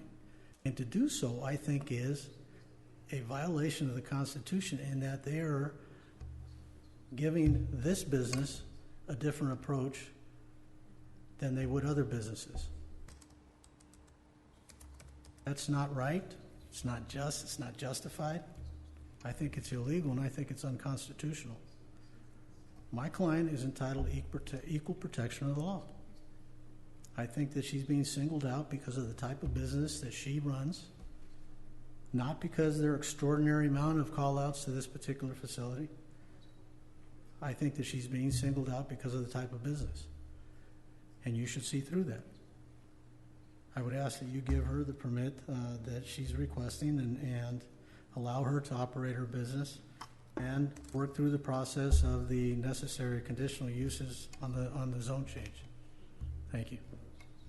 I'm looking at my script in terms of this is a process question. At this point, this would conclude the hearing, and the hearing would be adjourned. Then, in terms of deliberation, that would be done in closed session, and a report will come back out after the board has had an opportunity to deliberate. You may have discussion in closed session. Deliberations and action must occur out front, and that can be now, or it can be at a further time. Well, I would prefer to take care of this matter now. I'd like to go into closed session, and then we'll be back out in probably the next 10 or 15 minutes, I believe. And this is item B, A, B, you know? Yes. I got it. It's item B, A on your board's closed session agenda.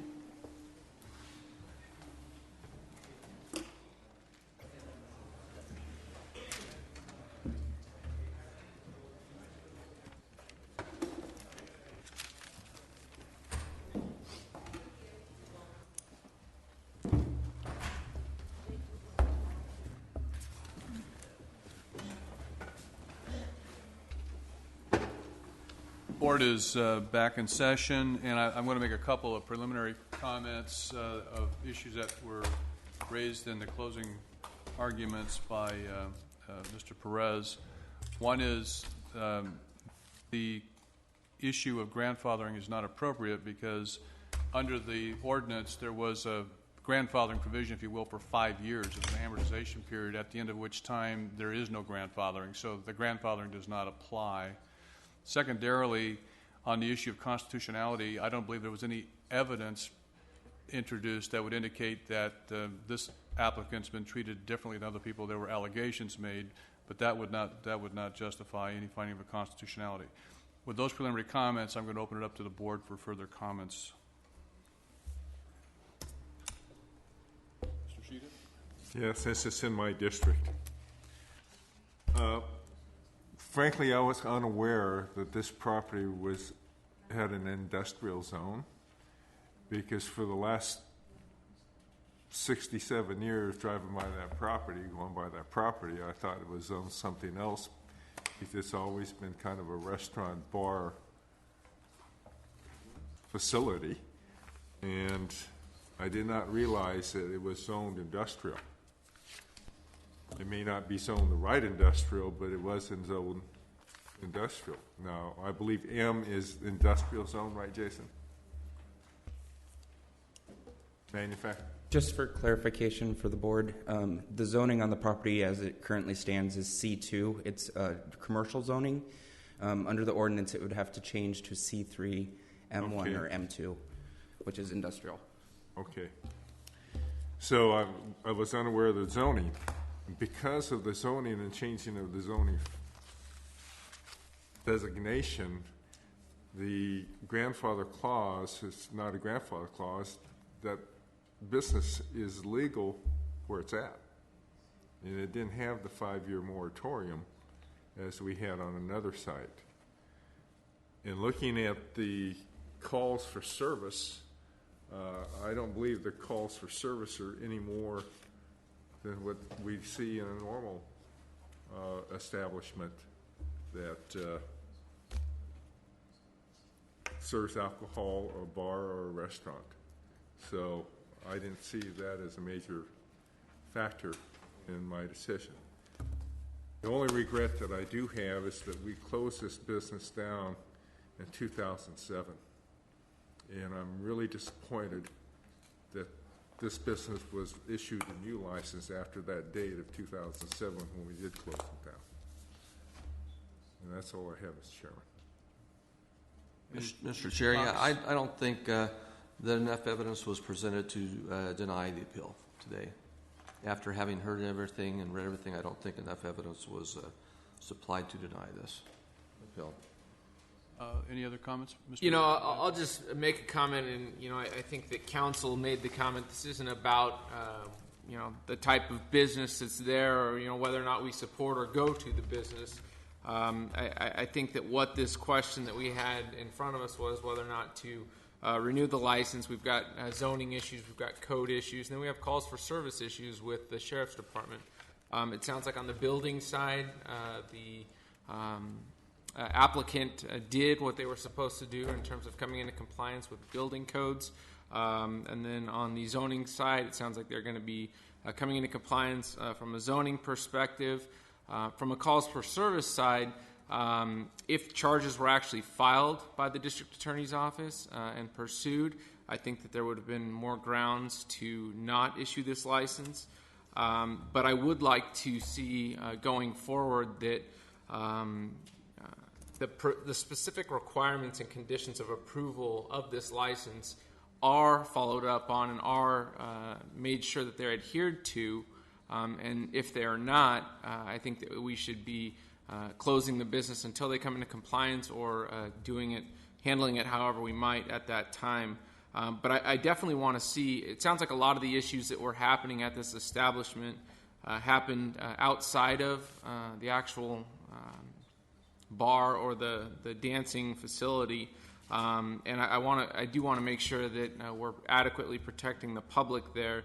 And so these security guards, I want to make sure that there are security guards that are properly stationed as required by the permit, and also I would like the company to be a reputable security company that be there to enforce the requirements of the license. Friends? I would agree with Supervisor Vanderpool on all of his points and follow up on that. For me, what I found was that this was I would say, a very poorly managed business.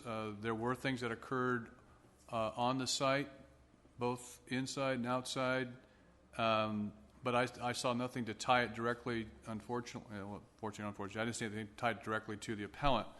I would appreciate it if her attorney, Mr. Perez, would sit down with her, go over the terms and conditions of the ordinance, so she understands fully she is responsible for what happens outside her facility and inside her facility, and we would expect her, if she's going to continue this business, to comply with this county ordinance in its completeness. And I agree with my colleagues here. I don't believe that the evidence supported the fact that she herself, the acts of wrongdoing that were brought forward to the attention of this board did not really tie directly to her. And so at this time, we need a motion to uphold Mr. Chair, or deny the appeal. a question. Since we're not accepting staff's request to deny the appeal, do we need to direct staff to make the findings to grant the appeal? We can certainly do that. Do we have to do that? No, you do not have Okay, to make do the it. motion then to grant the appeal. Okay, we have a motion. I'll second that. Second to the motion. Any further discussion? Please cast your votes. Votes are unanimous to uphold the appeal. And we have items in closed session. Thank you. Yes, we do. Mr. Perez, I could have a word before you leave. In addition to item A, your board has items B through E. Item E is off agenda. I do not anticipate announcements. Michelle, I'm going to leave this up here. Thank you. Mine's with Phil's. Hey, thank you.